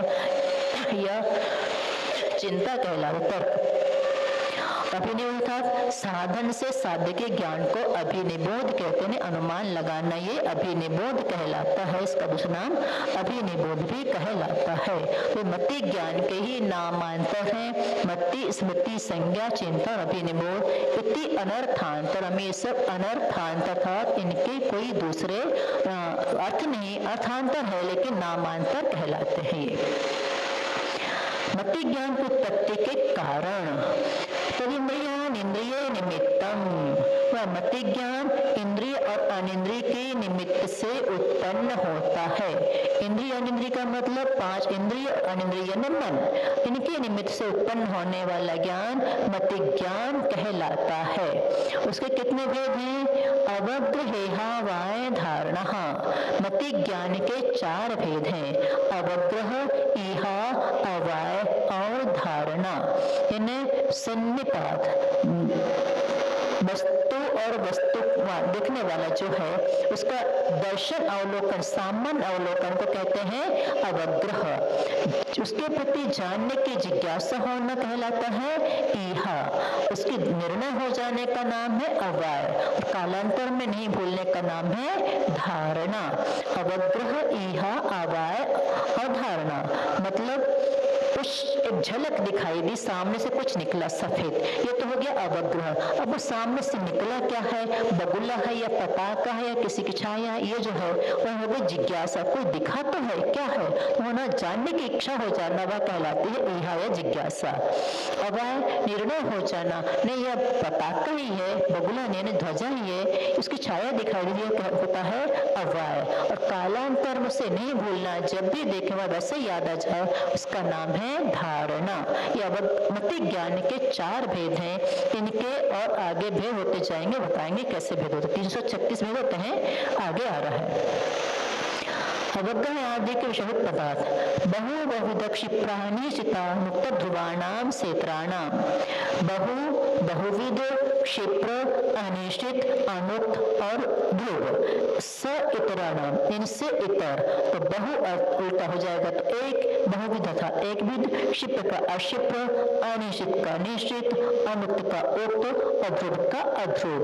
ये 12 पदार्थ हो जाते हैं जो मति ज्ञान का विषय बनते हैं। अवग्रह मति ज्ञान के विषय क्या है, 12 प्रकार के पदार्थ। बहुविध, बहु यानी बहुत सारा, बहुविध यानी बहुत प्रकार के। क्षिप्र अर्थात शीघ्र, अनिश्चित अर्थात ढका हुआ, अनुक्त अर्थात बिना कहा हुआ और ध्रुव अर्थात शाश्वत। इनका उल्टा करेंगे तो बहु का हो जाएगा उल्टा एक, बहुविध का एक विध। जैसे मान लो बहुत सारा अनाज रखा, एक ही प्रकार का बहुत सारा अनाज रखा, वो हो गया बहु। गेहूं का ढेर लगा हुआ है, बहु। और बहुविध, गेहूं भी है, चावल भी है, दालें भी हैं, जो सारे अनाज हो गए बहुविध। तो बहु का उल्टा एक अर्थात एक ही गेहूं बस रखा है, और एक भी अर्थात एक ही प्रकार का है। फिर क्षिप्र अर्थात शीघ्र जाते हो, शीघ्र चलना, शीघ्र जाते हुए वस्तु को पहचान लेना, क्षिप्र। अनिश्चित अर्थात ढकी हुई वस्तु को पहचान लेना।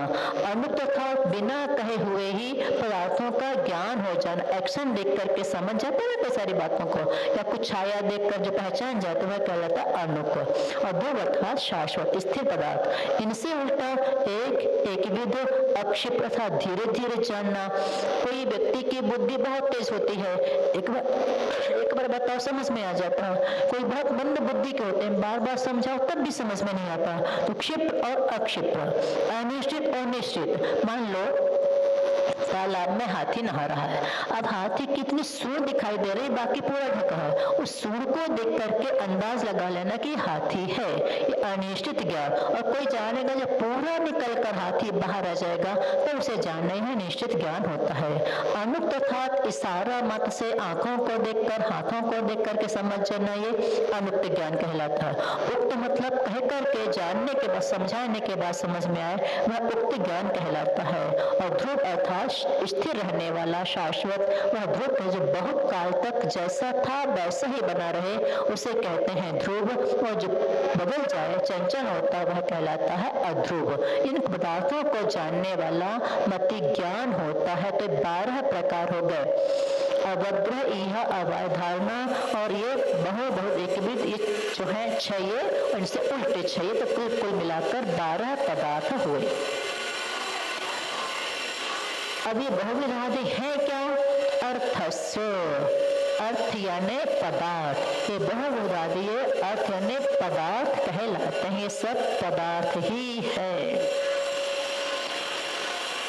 व्यंजनावग्रह, अवग्रह के अर्थावग्रह और व्यंजनावग्रह के भेद से 2 भेद होते हैं। अर्थावग्रह जो हम पढ़ के आ गए, और व्यंजनावग्रह था व्यंजस्यावग्रह, अस्पष्ट शब्दों के द्वारा पदार्थों का जो केवल अवग्रह मात्र होता है, वह व्यंजनावग्रह कहलाता। व्यंजन यानी अव्यक्त।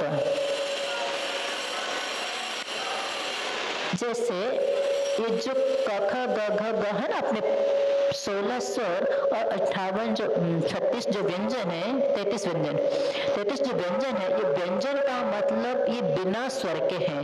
क ख ग घ ग त थ नहीं है, जो पूरे व्यंजन जो है इनमें स्वर नहीं है, इनका उच्चारण बिना स्वर के हो नहीं सकता। स्वर मतलब अ ई उ, स्वर कहलाते हैं। इनमें जब भी अपन का बोलेंगे बिना आ मिलाए नहीं बोल सकोगे। का बोलना है तो दीर्घ आ बोलना पड़ेगा, की बोलना तो ई मिलेगा, की बोलना तो बड़ी मिलेगा। मतलब बिना स्वर के व्यंजनों को नहीं बोला जा सकता। इसलिए अव्यक्त जो होता है उसका केवल अवग्रह मात्र होता है, क्योंकि उसमें कुछ व्यक्त नहीं हो पाया, उसकी यह आदि नहीं हो पाएंगे। ये भी अंतराय कर्म का उदाहरण। इसके पहले कभी यह काम नहीं चला, आज ही काम चल रहा है। अंतराय कर्म व्यंजना बधिक विशेषता न चक्षुरनेन्द्रियाभ्याम, और व्यंजना वग्रह चक्षु इंद्रिय और मन के द्वारा नहीं होता, क्योंकि चक्षु इंद्रिय सन्निपात छूकर दूर से जानने वाली होती है, और व्यंजना वग्रह में ये होता नहीं है, क्योंकि चक्षु और मन के द्वारा जो नहीं होता, नेत्र इंद्रिय मन के द्वारा नहीं होता, इसलिए उसे व्यंजना वग्रह कहा जाता है। मतलब ये जो 12 चौके 48 और 48 के फिर और भेद करने पर कहाँ गए, अर्थात व्यंजना वग्रह। तो इनके जब भेद किए जाते हैं इंद्रिय और मन की सहायता से होते हैं। ये अवग्रह इहा अवधारणा, ये अर्थावग्रह जो होता है ये होता है हमेशा इंद्रिय और मन की सहायता से। तो 6 चौके 24, 24 का 12 में गुणा कर दो तो हो जाते हैं 288, और ये व्यंजना वग्रह जो होता है इंद्रिय और मन की सहायता से बिना होता, तो 12 चौके 48 और 288 को मिलाने पर हो जाते हैं 336 भेद। कुल मिलाकर मति ज्ञान के 336 भेद होते हैं। इसके बाद भी अपनी बुद्धि कितनी कम चलती है, इसलिए जो 18 प्रकार की बुद्धि रिद्धि आदि हैं, ये बुद्धि रिद्धि आदि के भेद ही हैं जो 18 प्रकार से होते हैं, जो रिद्धिधारी मुनि राजों को ही हुआ करते हैं। 336 भेद मति ज्ञान के, सिर्फ मति ज्ञान 336 भेद होते हैं। अश्रुत ज्ञान का स्वरूपीय भेद, श्रुतम मति पूर्वम दैनिक 12 भेदम, अश्रुत ज्ञान मति ज्ञान पूर्वक ही होता है और उसके 2 अनेक और 12 भेद होते हैं। श्रुत ज्ञान मति ज्ञान पूर्वक होता है, युगपत होते हो प्रकाश दीपकते हुई, जैसे दीपक के जलते ही प्रकाश हो जाता है, वैसे ही मति ज्ञान होते ही श्रुत ज्ञान हो जाता है। ये जरूरी नहीं है कि आगम का ज्ञान हो तभी उसे श्रुत ज्ञान कहा जाए। भाव श्रुत ज्ञान बिना द्रव्य के अक्षरों को जाने बिना जो भाव ज्ञान होता है उसे ही भाव श्रुत ज्ञान कहा जाता है। यानी साधु बन जाने के बाद भी किसी को द्रव्य श्रुत का ज्ञान बिल्कुल ना हो, लेकिन उन्हें भाव श्रुत का ज्ञान रहता है, यानी 5 समिति और 3 गुप्ती का जो पालन कर लेते हैं वह भाव श्रुत के द्वारा ही करते हैं। चर्या देखकर अपनी चर्या को निर्दोष कर लेते हैं, और जिनको बाहर का कुछ ज्ञान नहीं होता वो अपने आप में लीन जल्दी हो जाते हैं। अपन जितने ज्ञानी हो गए उतने ही भटक गए। जब बच्चे होते हैं छोटे छोटे, उनके पास कोई विकल्प नहीं होते, कहीं भी खाते खाते नींद आ जाए, खाते खाते सारे काम कुछ भी कर सकते हैं बच्चे, सीढ़ी चढ़ते चढ़ते नींद आ जाती है। और बड़ों को बिस्तर में सोने के बाद भी नींद नहीं आती, क्योंकि विकल्प घेरे होते, दिमाग शांत नहीं रहता है। जितने जितने समझदार जितने जितने बड़े होते चले जाते हैं विकल्प उतने ही बढ़ते चले जाते हैं, और बुद्धि का विकास जितना होता चला जाता है उतने ही प्रपंचों में पड़ते चले जाते हैं। सारे कारण विकल्प के हैं। तो ज्ञान ही दुख का मूल है और ज्ञान ही सुख का कुल है। ज्ञान के द्वारा यदि हम बाहरी बातों में ज्ञान को लगाते हैं तो वह दुख का कारण हो जाएगा। उसी ज्ञान को यदि हम सुख अंतरंग में लगाते हैं वही कारण सुख का कारण हो जाता है। तो इस ज्ञान के श्रुत ज्ञान मति ज्ञान पूर्वक होता है, उस ज्ञान के 2 अनेक और 12 2 अनेक 12 भेद होते हैं जो अंग प्रविष्टि के नाम से, अंग बाह्य और अंग प्रविष्टि के नाम से जाने जाते हैं। यही सम्यक ज्ञान, द्वादशांग का ज्ञान, 11 अंग और 14 पूर्व जो सरस्वती पूजन पढ़ते चले आओ, ये सब अंग प्रविष्टि कहलाता है। और इसके अलावा जो 28 मूल गुणों का पालन होता है साधुओं के, वह अंग बाह्य कहलाता है, जो चर्या सिखाने वाला होता है। विस्तार पढ़ना हो तो सर्वार्थ सिद्धि में खूब विस्तार है, पूरा पढ़ लेना जिसको जिज्ञासा हो तो। हमारे पास टाइम है नहीं, हमें घड़ी आज दिख भी नहीं रही, बाजू में कर दिए घड़ी को। अब आता है अवधि ज्ञान। मति श्रुति ज्ञान के बाद अवधि ज्ञान। भव प्रत्ययो वधिर देवो नारकाणाम, यही है ना। अवधि ज्ञान भाव प्रत्यय अवधि ज्ञान के भेद से दो प्रकार का, भाव प्रत्यय भाव और प्रत्यय के भेद से अवधि ज्ञान के दो भेद होते हैं। तो देव और नारकियों के तो भाव ही कारण होता है, यानी देव और नारकियों में उत्पन्न होने के बाद उनको नियम से अवधि ज्ञान होगा ही होगा।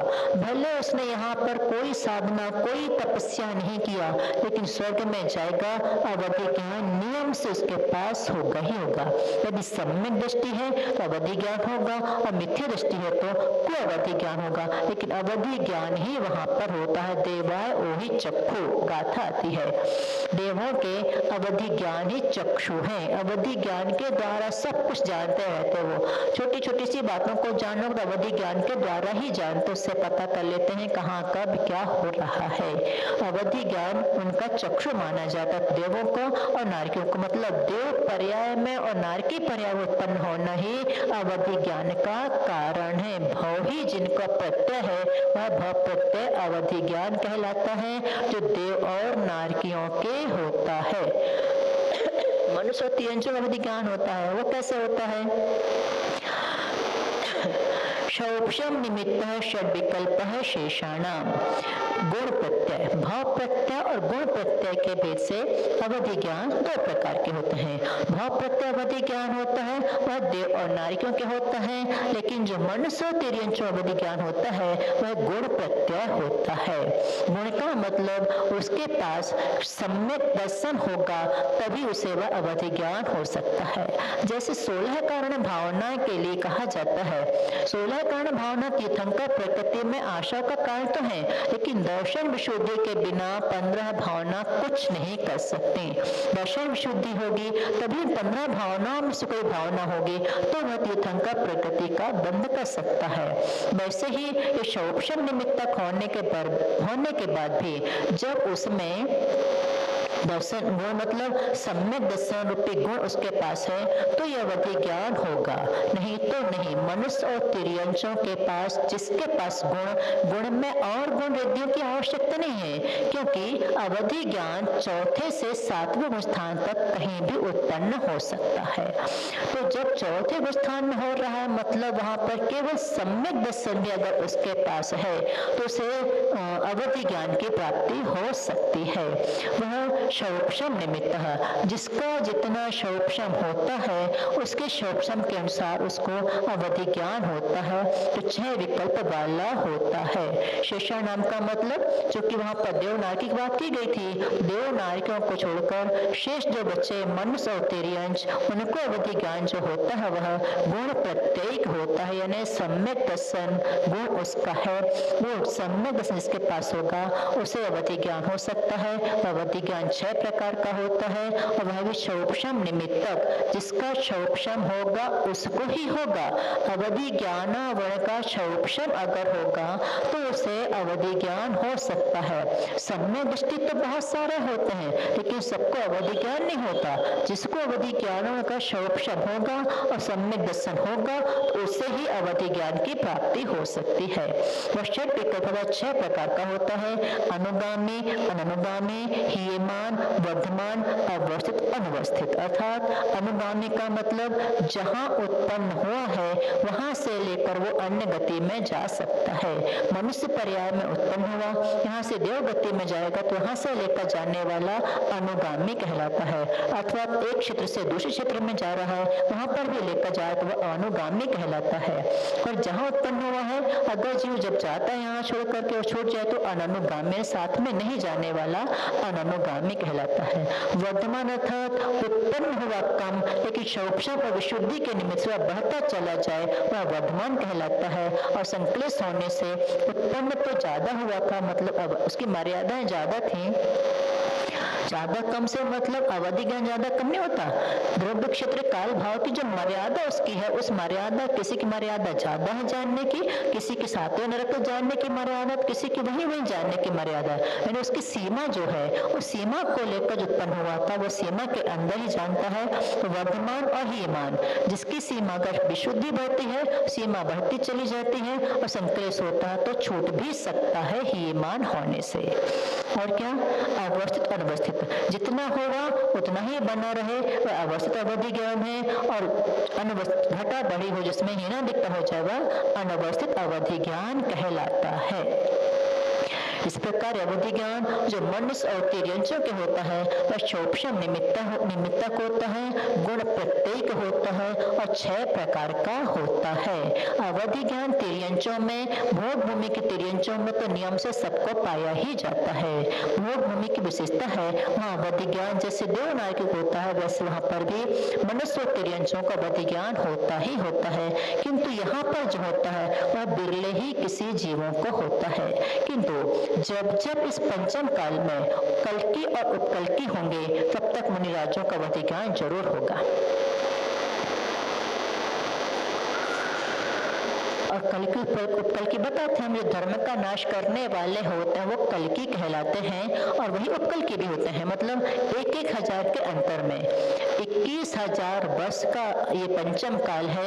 21,000 वर्ष में 1,000 में एक कल्कि और एक उपकल्कि होगा। दोनों का अंतर 1,500 वर्ष का, मतलब प्रथम सदी से लेकर 1,000 वर्ष बीत जाने के बाद तो एक कल्कि हो जाएगा, फिर 500 वर्ष बाद एक उपकल्कि हो जाएगा, उसके 500 वर्ष एक कल्कि हो जाएगा। ऐसे 21 कल्कि और 21 उपकल्कि होते हैं जो धर्म का नाश करते हैं, धर्म का पूरा विनाश करने वाले होते हैं। शक नाम का राजा हुआ, एक इतिहास पढ़ा होगा तो, शक नाम का राजा हुआ, वह कल्कि के रूप में उत्पन्न हुआ था। और उनका ही बेटा अपने पिता को मारकर फिर धर्म का विकास कर देता है। नियम से यही होता है, राजा बहुत क्रूर होता है और वह धर्म का विनाश करता है, फिर उनका बेटा राजा को मारकर स्वयं राजसिंहासन में बैठ करके और राज्य का धर्म का पुनः विकास कर लेता है। अब आता है मनः पर्याय ज्ञान के 5 प्रकार के ज्ञान बताए गए थे, मति, श्रुत, अवधि और मनः पर्याय। अब चौथा ज्ञान आता है मनः पर्याय ज्ञान। ऋजु विपुल मति मनः पर्यायः। मनः पर्याय ज्ञान के 2 भेद हैं, ऋजु मति और विपुल मति। मतलब ऋजु मति का मतलब सीधा सीधा जानने वाला, सामने वाले ने जो पूछा है उसको वैसा ही बस बता पाएगा, वह ऋजु मति मनः पर्याय ज्ञान कहलाता है। विपुल मति का मतलब होता है जो कैसे भी मन को विपरीत मन से भी आए तब भी उसको दोनों प्रकार से जानने वाला विपुल मति मनः पर्याय ज्ञान होता है। ऋजु मति ज्ञान तो प्रतिपाती होता है, होकर के छूट भी सकता है पर, लेकिन विपुल मति मनः पर्याय ज्ञान तद्भव मोक्षगामी जीव को ही होता है, उसी भाव से मोक्ष जाने वाले होते हैं उनको ही होता है। और यह मनः पर्याय ज्ञान किसी न किसी रिधि संपन्न मुनि राजों को ही होता है। होगा सिर्फ मनुष्य पर्याय में मुनि राजों को ही होगा, वह भी कोई ना कोई रिद्धि से संपन्न हो पहले से, उनको ही होता है, बाकी और किसी को नहीं हो सकता, इसलिए बिरले ही हैं। इसका क्षेत्र 45 लाख योजन का होता है। कई जगह मतलब शास्त्रों में ही इनका क्षेत्र बनाते हैं मनुष्य लोक, लेकिन मनुष्य लोक नहीं, 45 लाख योजन मनः पर्याय ज्ञान का विषय बनता है। यानी कोई मुनि महाराज मानसोत्तर पर्वत पर विराजमान हो, उन्हें मनः पर्याय ज्ञान हो जाए तो पूरा सर्क मतलब गोलाकार वो जानेंगे, वृत्ताकार में। तो 21,000 यहाँ का 22.5, यहाँ का 22.5, वहाँ का जानेंगे, किंतु मानसोत्तर पर्वत के उस तरफ केवल तिर्यंच रहते हैं, तो तिर्यंचों के मन में उत्पन्न होने वाली बातों को भी मुनिराज जान लेंगे। मानसोत्तर के अंदर तो मनुष्य और तिर्यंच दोनों के मन की बातों को जानेंगे, चिंतित, अचिंतित, अर्धचिंतित। हमने चिंतन किया है उसको भी जान लेंगे, नहीं चिंतन किया उसको भी जान लेंगे, अथवा आधा चिंतन किया आगे और तुम क्या करने वाले थे उसको ही वो जान करके अपने मनः पर्याय ज्ञान से पूरी बातें यथावत बता देते हैं। ऐसे उनको मनः पर्याय ज्ञानी नीचे 7 राजू तक पूरा जान सकते हैं, ऊपर कभी जान सकते हैं, विस्तृत क्षेत्र होता है। और ऋजु और विपुल मति में अंतर क्या है? विशुद्ध प्रतिपाताभ्याम तद विशेषः। ऋजु मति और विपुल मति में अंतर। ऋजु मति की विशुद्धि कम होती है, विपुल मति की विशुद्धि ज्यादा होती। स्पष्ट है, क्योंकि ऋजु मति होकर छूट भी सकता है, तो विपुल मति उसी भाव से मोक्ष जाने वालों को हो रहा है, इसलिए प्रतिपाती अप्रतिपाती भी होता है। विशुद्धि और प्रतिपाती अप्रतिपाती अपेक्षा से इस ऋजु मति और विपुल मति में अंतर है। विशुद्धि ऋजु मति की विशुद्धि कम है, विपुल मति मन पर्याज्ञानी विशुद्धि ज्यादा है। वैसे ही ऋजु मति मन पर्याज्ञानी उनको हो करके वह छूट भी सकता है, प्रतिपात है, लेकिन विपुल मति का मन पर्याज्ञान छूटेगा नहीं, वह मोक्ष चाहने तक बना रहेगा। यद्यपि बना रहता है, लेकिन श्रेणी में कोई भी मुनि महाराज अवधि ज्ञान और मन पर्याज्ञान का प्रयोग नहीं करते। उत्पन्न तो होता है 6वें 7वें स्थान में, लेकिन प्रयोग 6वें स्थान में ही करते हैं। जहाँ तक प्रवृत्ति पाई जाती है, प्रमाद है, वहां तक उसका प्रयोग है। अप्रमत्त अवस्था में दूसरों की चिंता समाप्त, जानने का काम खत्म, अपने आप में लीन हो जाते हैं। इसलिए श्रेणी में कभी भी अवधि ज्ञान और मन पर्याज्ञान का प्रयोग नहीं होता है। तो अवधि ज्ञान और मन पर्याज्ञान में अंतर। विशुद्धि क्षेत्र स्वामी विषयभ्यो अवधि मन पर्ययोः। अवधि ज्ञान और मन पर्याज्ञान में क्या अंतर है? विशुद्धि की अपेक्षा से अवधि ज्ञान और मन पर्याज्ञान में अंतर है। अवधि ज्ञानिक विशुद्धि कम और मन पर्याज्ञानिक विशुद्धि ज्यादा होती है।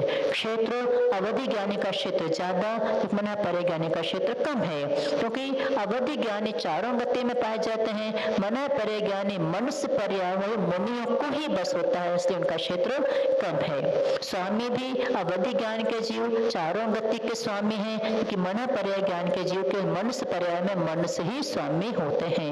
विषय तो विषय अर्थात अवधि ज्ञान का क्षेत्र कम और मन पर्याय ज्ञान का विषय ज्यादा होता है। यह अवधि ज्ञान और मन पर्याय ज्ञान की विशेषता होती है, यानी अवधि ज्ञान जितना जानता है, 12 सूत्र आगे, तो विशुद्धि की अपेक्षा से, क्षेत्र की अपेक्षा से, स्वामी की अपेक्षा से और विषय की अपेक्षा से अवधि ज्ञान और मन पर्याय ज्ञान में अंतर पाया जाता है। क्या?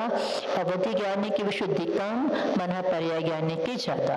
क्षेत्र अवधि ज्ञानी का ज्यादा, मन पर्याय ज्ञानी का कम। स्वामी अवधि ज्ञानी स्वामी ज्यादा, मन पर्याय ज्ञानी के स्वामी कम। स्वामी का मतलब ये नहीं कोई बाहर रखी वस्तु को उठाकर अपने अधिकार में ले लिया, यानी वह किसको उत्पन्न हो सकता है। अवधि ज्ञान चारों गतियों के जीव को उत्पन्न हो सकता है, कि मन पर्याज्ञान को मनुष्य पर्याय में उत्पन्न होता है। वही मुनि राजों को, वही पुरुष वेदी को, स्त्री वेदी को उत्पन्न नहीं होगा। मतलब द्रव्य से पुरुष होने के बाद भी जो भाव से भी पुरुष वेदी ही है, उनको उत्पन्न होता है, स्त्री वेदी नपुंसक वेदी को नहीं। और विषय अवधि ज्ञानी का विषय कम, मन पर्याय ज्ञान का विषय ज्यादा होता है। अब मति ज्ञान श्रुति ज्ञान में का विषय क्या है? मति श्रुतियोर निबंधो द्रव्येषु व सर्व पर्यायेषु। मति और श्रुति ज्ञान का विषय निबंध यानी विषय, मति श्रुतियों निबंधो, मति ज्ञान श्रुति ज्ञान का निबंध का विषय द्रव्येषु असर पर्यायेषु, 6 द्रव्य की असर अर्थात कुछ पर्यायों को वह जानते हैं। कौन? मति ज्ञान और श्रुति ज्ञान, जो कि संख्याक को विषय बनाते हैं।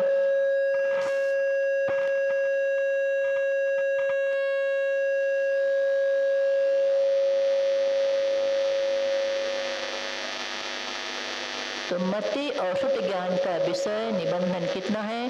6 द्रव्यों की असवथा कुछ पर्यायों को, द्रव्य तो 6 जानेंगे, लेकिन उनकी कुछ पर्यायों को विषय बनाने वाला मति ज्ञान और श्रुति ज्ञान होता है। सर्व पर्याय को नहीं जान सकते ये, क्योंकि सीमित है, छोटे से हैं, इंद्रिय और मन की सहायता से जान रहे हैं, इसलिए 6 द्रव्य की असवथा कुछ पर्यायों को जानने वाले मति ज्ञान और श्रुति ज्ञान है। दोनों का विषय कितना है? अवधि ज्ञान का विषय क्या है? रूपी स्ववधे है, यानी रूपीशु अवधे। अवधि ज्ञान रूपी पदार्थों को ही जानता है, अरूपी को नहीं। मतलब इनका विषय बनेगा केवल पुद्गल, जबकि मति श्रुति ज्ञान रूपी और रूपी दोनों को जान रहे हैं। धर्म अधर्म आकाश का, ये सब द्रव्यों को, उनके कुछ कुछ पर्यायों को जान रहा है, लेकिन अवधि ज्ञान और मन पर्याय ज्ञान केवल रूपी पदार्थों को ही जानेंगे, अरूपी को नहीं। चूंकि अवधि अवधि ज्ञान पुद्गल को विषय बना करके ही उसे जान पाता है। अवधि ज्ञान का विषय क्या है? रूपी स्वरूपी पदार्थों में ही होता है, अरूपी पदार्थों में नहीं। वह भी द्रव्य क्षेत्र काल भाव की मर्यादा को लेकर के जानते, इसलिए वह भी सीमित ही है, इसलिए उसे एक देश प्रत्यक्ष कहा जाता है। मनः पर्यय ज्ञान का विषय क्या है? तद अनंत भागे मनः पर्ययस्सो, अर्थात अवधि ज्ञान ने जो जाना है उसके अनंतवे भाग को मनः पर्यय ज्ञान जानता है। मान लीजिए सर्वावधि अवधि ज्ञान है। अवधि ज्ञान के 3 भेद हैं, देशावधि, परमावधि, सर्वावधि। तो सर्वावधि जो अवधि ज्ञान है उसका विषय परमाणु बनता है। अब परमाणु से छोटा कोई पुद्गल है नहीं। अवधि ज्ञान, मनः पर्यय ज्ञान दोनों पुद्गल को अपना विषय बना रहे हैं। अब दोनों का विषय पुद्गल है। अब मनः पर्यय ज्ञान का विषय अवधि ज्ञान से ज्यादा है। उनने परमाणु को जान लिया। वो कह रहा समय हो चुका।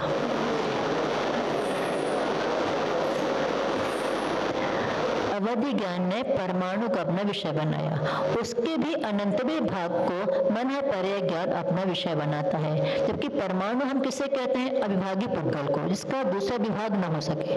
अब उसका अनंतवे भाग हम कैसे करेंगे? जिसका दूसरा भाग नहीं है वह है परमाणु, उसको अवधि ज्ञान ने अपना विषय बनाया। उसके अनंतवे भाग को मनः पर्यय ज्ञान जानता है। अब जिसका दूसरा भाग ही नहीं है उसके अनंत भाग, उसके अनंतवे भाग को जानने वाला, ये तो बात कल्पनीय हो गई ना, कल्पनीय जैसी बात है। तो जैसे मान लीजिए आपने एक कटोरे में नील को घोला, कटोरे के नील को बाल्टी में डाल दिया, बाल्टी के नील को टंकी में डाल दिया, टंकी के नील को और बड़े पदार्थ में डाल दिया और नदी में डाल दिया। अब वो नदी की नील बह करके जा रही कहाँ तक? समुद्र तक पहुंच जाएगी। इस शक्ति अंश की अपेक्षा से इसको विषय कहा जाता है। शक्ति उसमें जानने की योग्यता है। जैसे मान लीजिए आपने एक गिलास को पूरा लबालब भर लिया ऊपर तक, अब उसमें एक बूंद पानी नहीं समाएगा, लेकिन उतनी ही राख अगर उसमें डालना चाहे एक गिलास राख उसमें समा जाएगी। अब राख भी समाने की क्षमता नहीं, पानी गिरा नहीं उसमें से, पानी जोकत में गिलास भरा हुआ है, लेकिन उसमें राख डालना शुरू किया तो राख उसमें समाती चली गई। अब पानी गिलास में, पानी भी एक गिलास है और राख भी एक गिलास है। अब राख की भरने की क्षमता नहीं रही, लेकिन उसमें अब सुइयां डालना शुरू कर दो, एक गिलास सुइयां उसमें समा, सुई उसमें समाती चली जाएंगी। तो कहाँ से क्षमता आ गई? इस शक्ति अंश। इस प्रकार से यह मनः पर्यय ज्ञान शक्ति अंश की अपेक्षा से पदार्थों को जानता है। अवधि ज्ञान ने तो परमाणु को जाना, उस परमाणु में कितनी क्षमता और है उसको जानने का नाम है, उसको जो से बनाता है वह मनः पर्यय ज्ञान का विषय होता है। आया समझ में?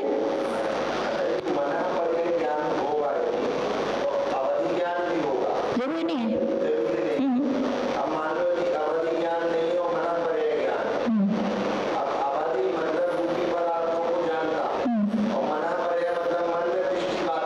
लेकिन रूपी को जानेगा।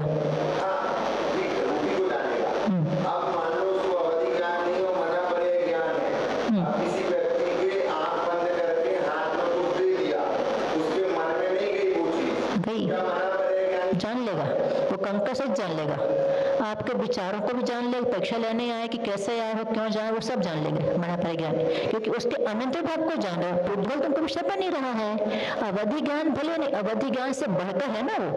अवधि ज्ञान तो मन के ही जानेगा, पदार्थ को जानेगा। ये पदार्थ है तो उनके मन को भी जान लेगा, क्योंकि चिंतित, अचिंतित, अभिचिंतित। अब आप क्या चिंतन करने वाले हैं, उस कंकर को हाथ में लेकर क्या सोचने वाले वो समझ जाएंगे। वो तब भी वो आएगा क्या, वो जान जाएंगे। वो हाथ में कंकर दे दिया आपके हाथ में, आप कुछ भी समझ रहे था, वो पकड़ा दिया आंख बंद कर, क्या है नहीं पता, लेकिन आपके अब जिज्ञासा होगी हमारे हाथ में क्या है, ये उनके ज्ञान का विषय बन जाएगा। क्योंकि अचिंतित को भी जान रहे हैं वो, आप अभी क्या चिंतन करेंगे भी जान जाएंगे वो, उसका अनंतवा भाग को जान रहे हैं ना। अब पदार्थ कोई हाथ में आया है, मान लो हमारे हाथ में कोई आंख बंद करके हमें रखवा दिए, लेकिन हमारे मन में आने के बाद विचार करेंगे क्या दिए है हमारे मन में, ये क्या दिए हैं, जो विचार आए वो जान जाएंगे। उस कंकर से वस्तु भी जान जाएंगे, कंकर से जान जो कुछ भी वो भी जान जाएंगे पूरा, क्योंकि रूपी को विषय बनाना है ना, उस रूपी पदार्थ को लेकर आपके मन में क्या विचार आ रहा है वो दोनों समझ जाएंगे।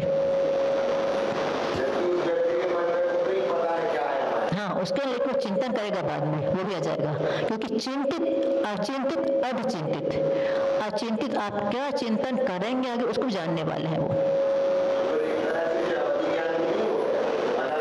उससे बढ़कर है ना, तो नाम अवधि नहीं है लेकिन मन की बातों को पूरा जान लेने वाला हो गया वो, उससे बढ़कर हो गया।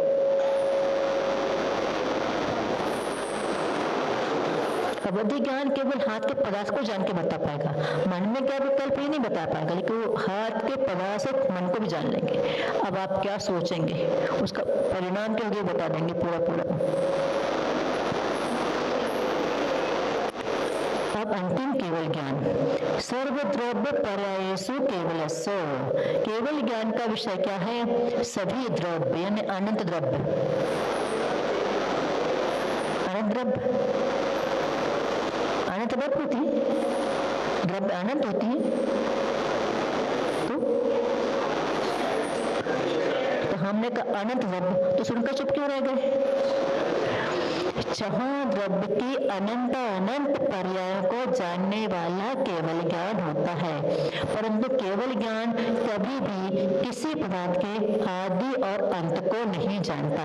यदि आदि और अंत को जान लिया तो सीमित हो जाएगा, इसलिए अनादि अनंत, अनादि अनंत उनका विषय है, आदि और अंत नहीं। अंत को जान लिया मतलब सीमित हो गया, इसके बाहर अगर कोई पदार्थ आ जाएंगे तो इनको फिर केवल ज्ञान नहीं जान पाएगा कि अंत को जान लिया, इसलिए अनंत अनंत को जानने वाला केवल ज्ञान होता है। तो क्षण द्रव्य की अनंत अनंत पर्याय को जानते, लेकिन सर्व पर्याय कभी नहीं कहा जाता अनंत, क्योंकि मति शुद्ध ज्ञान का विषय संख्यात होता है, अवधि मना पर्याय का विषय असंख्यात होता है और केवल ज्ञान का विषय अनंत होता है।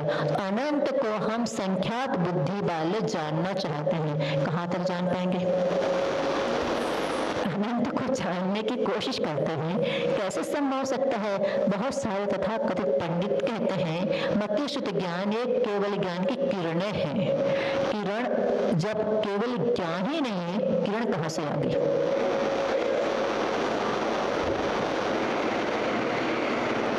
अब एक साथ एक आत्मा में रहने वाले ज्ञानों की संख्या, एक साथ एक आत्मा में कितने ज्ञान रह सकते हैं। एकादेनि भाज्यानि युगपदे कस्मिन्ना चतुर्भ्यः, एक कस्मिन अर्थात एक जीव में, युगपद अर्थात एक साथ, एक को आदि लेकर, भाज्यानि विकल्प से, चतुर्भ्य चार ज्ञान तक हो सकते हैं। एक कस्मिन अर्थात एक आत्मा में, युगपद अर्थात एक साथ, एक को आदि लेकर, भाज्य विकल्प से, चतुर्भ्य यानी चार ज्ञान तक हो सकते हैं। मति शुद्ध अवधि और मना पर्याय, तो केवल ज्ञान और ये चार ज्ञान एक साथ कभी नहीं होंगे। चार ज्ञान तो हो सकते हैं पर केवल ज्ञान नहीं होगा। जब केवल ज्ञान इनकी संगति में बैठता ही नहीं है, उनकी किरणें कहाँ से आ जाएंगी, संगति नहीं करते उनकी। तो एक साथ मति शुद्ध अवधि और मना पर्याय ये चार ज्ञान हो सकते हैं, चार हो तो, तीन हो तो मति शुद्ध अवधि अथवा मति शुद्ध और मना पर्याय तीन ज्ञान, और दो मति शुद्ध ज्ञान तो रहते ही रहते हैं एक साथ। एक ज्ञान भी रह सकते, एक को आदि लेकर। जब शयनी चढ़ते हैं कोई महाराज तो ज्ञानोपयोग अर्थात दर्शनोपयोग शयन चढ़ते हैं। जिस समय वो ज्ञानोपयोग शयन चल रहे हैं उस समय केवल मति ज्ञान रहेगा, शुद्ध ज्ञान नहीं रहेगा। इसलिए एक को आदि लेकर चतुर्भ्य चार ज्ञान तक हो सकते हैं, अथवा केवल ज्ञान तो अकेला होता ही होता है। मति शुद्धावधि ज्ञान में मिथ्यापन, मति शुद्धावधियों विपर्ययश्च, मति ज्ञान, शुद्ध ज्ञान, अवधि ज्ञान ये तीन ज्ञान विपरीत भी होते हैं। कुमति, कुशुद्ध और कुअवधि। एक इंद्रिय से लेकर असंगी पंचेंद्रिय तक सबके पास कुमति और कुशुद्ध ज्ञान ही होते हैं। मति शुद्ध में कुमति कुशुद्ध होंगे, लेकिन देव और नारकियों में जो अवधि ज्ञान पाया जाता है वह मिथ्या वस्तु को कुअवधि ज्ञान होगा। अगर किसी किसी मनुष्य को सम्यक दर्शन की अवस्था में किसी को अवधि ज्ञान हो गया, बाद में यदि वह मिथ्या दृष्टि हो जाएगा तो उसका अवधि ज्ञान कुअवधि ज्ञान हो जाएगा। इसलिए 3 ज्ञान कुमति, कुश्रुत और कुअवधि के रूप में भी पाए जाते हैं। मति ज्ञान, श्रुति ज्ञान, अवधि ज्ञान, ये तीनों ज्ञान विपरीत भी होते हैं, इसलिए ज्ञान के 8 भेद हो जाते हैं मिथ्या ज्ञानों को मिला करके। परंतु कुमति और कुश्रुत ज्ञान तो विग्रह गति में भी पाए जाते हैं, पर कुअवधि ज्ञान कभी विग्रह गति में नहीं पाया जाता, क्योंकि यह अनुगामी नहीं होता, वहां जाकर ही उत्पन्न होगा। अगर मिथ्या दृष्टि देव और नरकी है तो वहां जन्म लेने के उपरांत मिथ्यात्व के साथ उनको अवधि ज्ञान हो जाएगा और सम्यक दृष्टि तो अवधि ज्ञान हो जाएगा, पर ये विभिन्नावधि कभी भी मार्ग में यानी विग्रह गति में नहीं पाया जाता है। ज्ञानों के मिथ्या होने का कारण सदस्तो विशेषाद वृक्षोपलब्धो रूमत्वत सत असत यद इच्छा उपलब्ध है, इच्छा के अनुसार अपने जैसी इच्छा हो वैसा जानने के कारण सत असत, सत्य और असत पदार्थों में अविशेषात अर्थात विशेषता किए बिना, कोई भेद किए बिना उन्मत्तवत पागल मनुष्य के समान ज्ञान को की तरह विपर्यथात मिथ्या दृष्टि ज्ञान मिथ्या ज्ञान हो जाता है। ज्ञान तो ज्ञान है, मिथ्यात्व के साथ जाता है, मिथ्या दृष्टि मिथ्यात्व कहलाने लगता है और सम्यक साथ लगेगा सम्यक ज्ञान कहला जाएगा। ज्ञान अपनी जगह है, जैसे कौन थे इंद्रभूति, जब तक उनको सम्यक दर्शन नहीं था, ज्ञान तो था, चारों वेदों का ज्ञान था उनको, उनके जो वेद थे चारों, उन चारों वेदों के पूरे अच्छे खासे पारंगत थे वो, लेकिन उस समय तक उनका ज्ञान मिथ्या ज्ञान था, क्योंकि आत्मा की पहचान उस समय उन्हें नहीं थी। जब वो भगवान जी के पास आए, उन्हें सम्यक दर्शन की प्राप्ति हो गई, उनका वो पूरा का पूरा ज्ञान, वेदों का ज्ञान भी सम्यक ज्ञान में बदल गया कि अब वस्तु स्थिति क्या है उनको समझ में आ गई। जैसे मान लो रस्सी को सांप मान करके बैठे हैं, मिथ्या तो है अपना उल्टा जान रहे हैं, पर जैसे ही प्रकाश होगा रस्सी दिखाई दे जाएगी, अब वो सांप नहीं निर्भय हो जाएंगे। तो रस्सी को सांप कब बनाते हैं, जब हम भ्रमित रहते हैं, मिथ्या अवस्था में रहते हैं, तो रस्सी को सांप या सांप को रस्सी मान करके काम कर सकते हैं। तुलसीदास जी ने सांप को रस्सी मान करके ऊपर चढ़े थे वो, और हम रस्सी को सांप बना लेते हैं। पागल मनुष्य के समान, जैसे पागल मनुष्य होता है वह कभी अपनी माँ को माँ भी कहता है, कहीं पत्नी को पत्नी कहता है, कहीं पत्नी को माँ कह देता है, कहीं माँ को पत्नी कह देता है। कुछ भी उन्मत्त है, पागलों के समान चेष्टा। जो शराबी व्यक्ति होते हैं ना, उनकी चेष्टाएं भी कैसी होती हैं, कुछ भी कुछ अनजान से बने रहते हैं, वैसे ही उन्मत्त व्यक्ति के समान इस मिथ्या ज्ञान की दशा होती है। शिव को चांदी कह देना, चांदी को शिव कह देना, कुछ भी जान लेना, मन में जो आ गया एक इच्छा उपलब्ध है, अपनी इच्छा के अनुसार जैसा जानना चाहा, जैसा मानना चाहा, उसे उस रूप में मानकर उसमें श्रद्धा, उसमें मान्यता प्राप्त कर लेना, वह मिथ्या ज्ञान कहलाता है। अंतिम नैगम संग्रह व्यवहार जो सूत्र शब्द समभिरूढ़ भूतानयः। नैगम संग्रह व्यवहार ऋजु सूत्र शब्द समभिरूढ़ और एवं भूत ये सात नय है, क्योंकि प्रमाण नयई रधिगम, प्रमाण और नय के द्वारा हमने पदार्थों को जाना था। सात तत्व और रत्नत्रय को प्रमाण और नय के द्वारा भी जानने का उपाय आचार्य गोस्वामी जी ने कहा था। तो प्रमाण तो पूरा बता दिया, सम्यक ज्ञानम प्रमाणम, ज्ञान को बताने के बाद हम नय के द्वारा भी पदार्थों को जानते हैं। तो वो नय कौन सा है, नैगम नय, संग्रह नय, व्यवहार नय, ऋजुसूत्र नय, शब्द नय, समरूढ़ नय और एवं भूत नय, 7 प्रकार के नय होते हैं। जो नय अनिष्पन्न कार्य को निष्पन्न कहता है, यानी जो कार्य भी किया नहीं है उसे आगामी काल में करने वाले उस कार्य को पहले ही कह देना। मान लो चौके में जाकर भी सिगड़ी चूल्हा जला ही रहे और पूछा किसी ने क्या कर रहे, तो भोजन बना रहे, जला रहे हैं सिगड़ी या चूल्हा, मतलब जो कुछ भी करते आप लोग क्या पता, वो सब करे। फिर चावल दाल बीन रहे हैं तो कह रहे क्या कर रहे, खिचड़ी बना रहे, बीन तो रहे चावल दाल लेकिन बना रहे हैं खिचड़ी, उत्तर दिया जाता है। तो अनिष्पन्न जो कार्य संपन्न नहीं हुआ उसको संपन्न कहना नैगम नय का कार्य कहलाता है। संग्रह का मतलब अपनी जाति का विरोध किए बिना सारे पदार्थों को इकट्ठा कर लेना, वह संग्रह नय कहलाता है। जैसे हम सब मनुष्य हैं, अब मनुष्य में संग्रह में केवल मनुष्य को जानेगा, व्यवहार में भेद कर देगा, ये पुरुष है, ये स्त्रियां हैं, ये लड़कियां हैं, हम लोग आर्य से भेद करने वाला व्यवहार न भेद व्यवहार भेद करने वाला व्यवहार न होता है। ऋजु सूत्र में जो एक समय भूत भावी पर्याय को छोड़कर वर्तमान पर्याय को जानने वाला वह होता है ऋजु सूत्र नय। जिससे पूजा करते समय सब पुजारी कहलाते हैं, भोजन करते हुए सब भोजन भट्ट कहलाते हैं।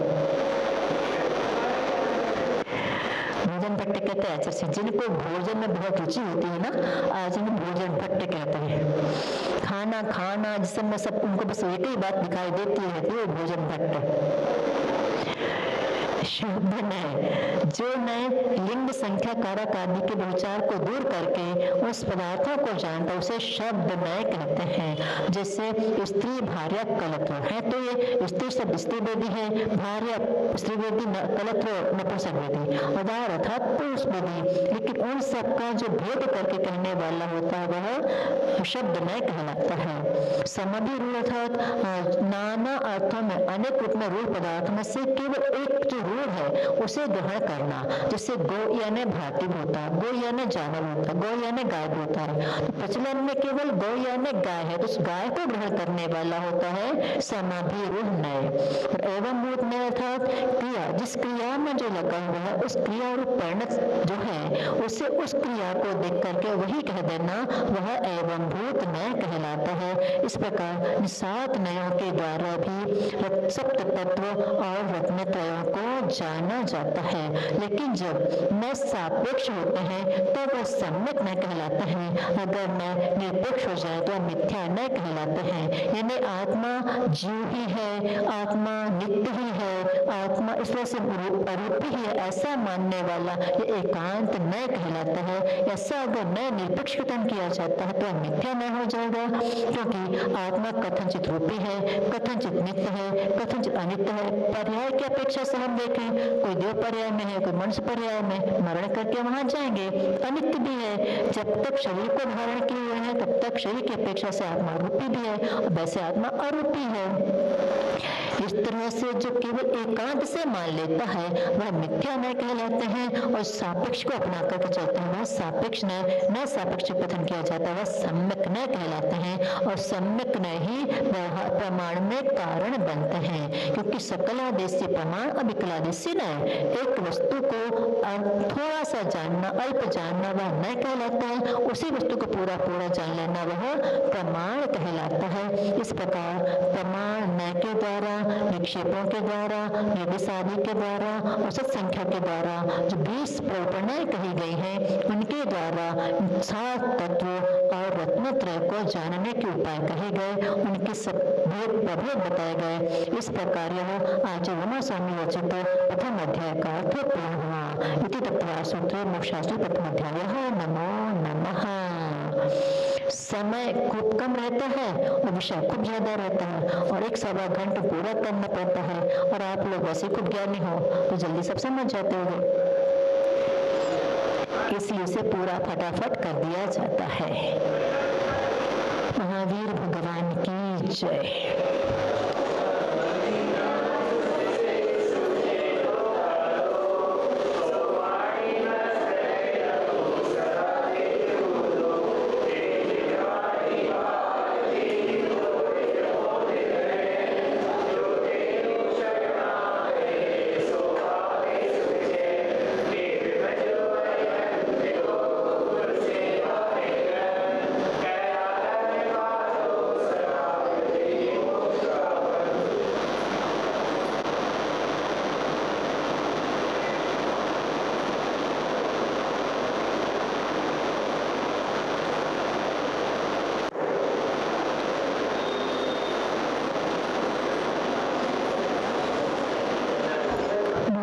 जिनवाणी माता की जय। परम पूज्य आचार्य भगवान श्री विद्यासागर जी महामुनि राज की, आचार्य उमा स्वामी जी महामुनि राज की जय। 3 का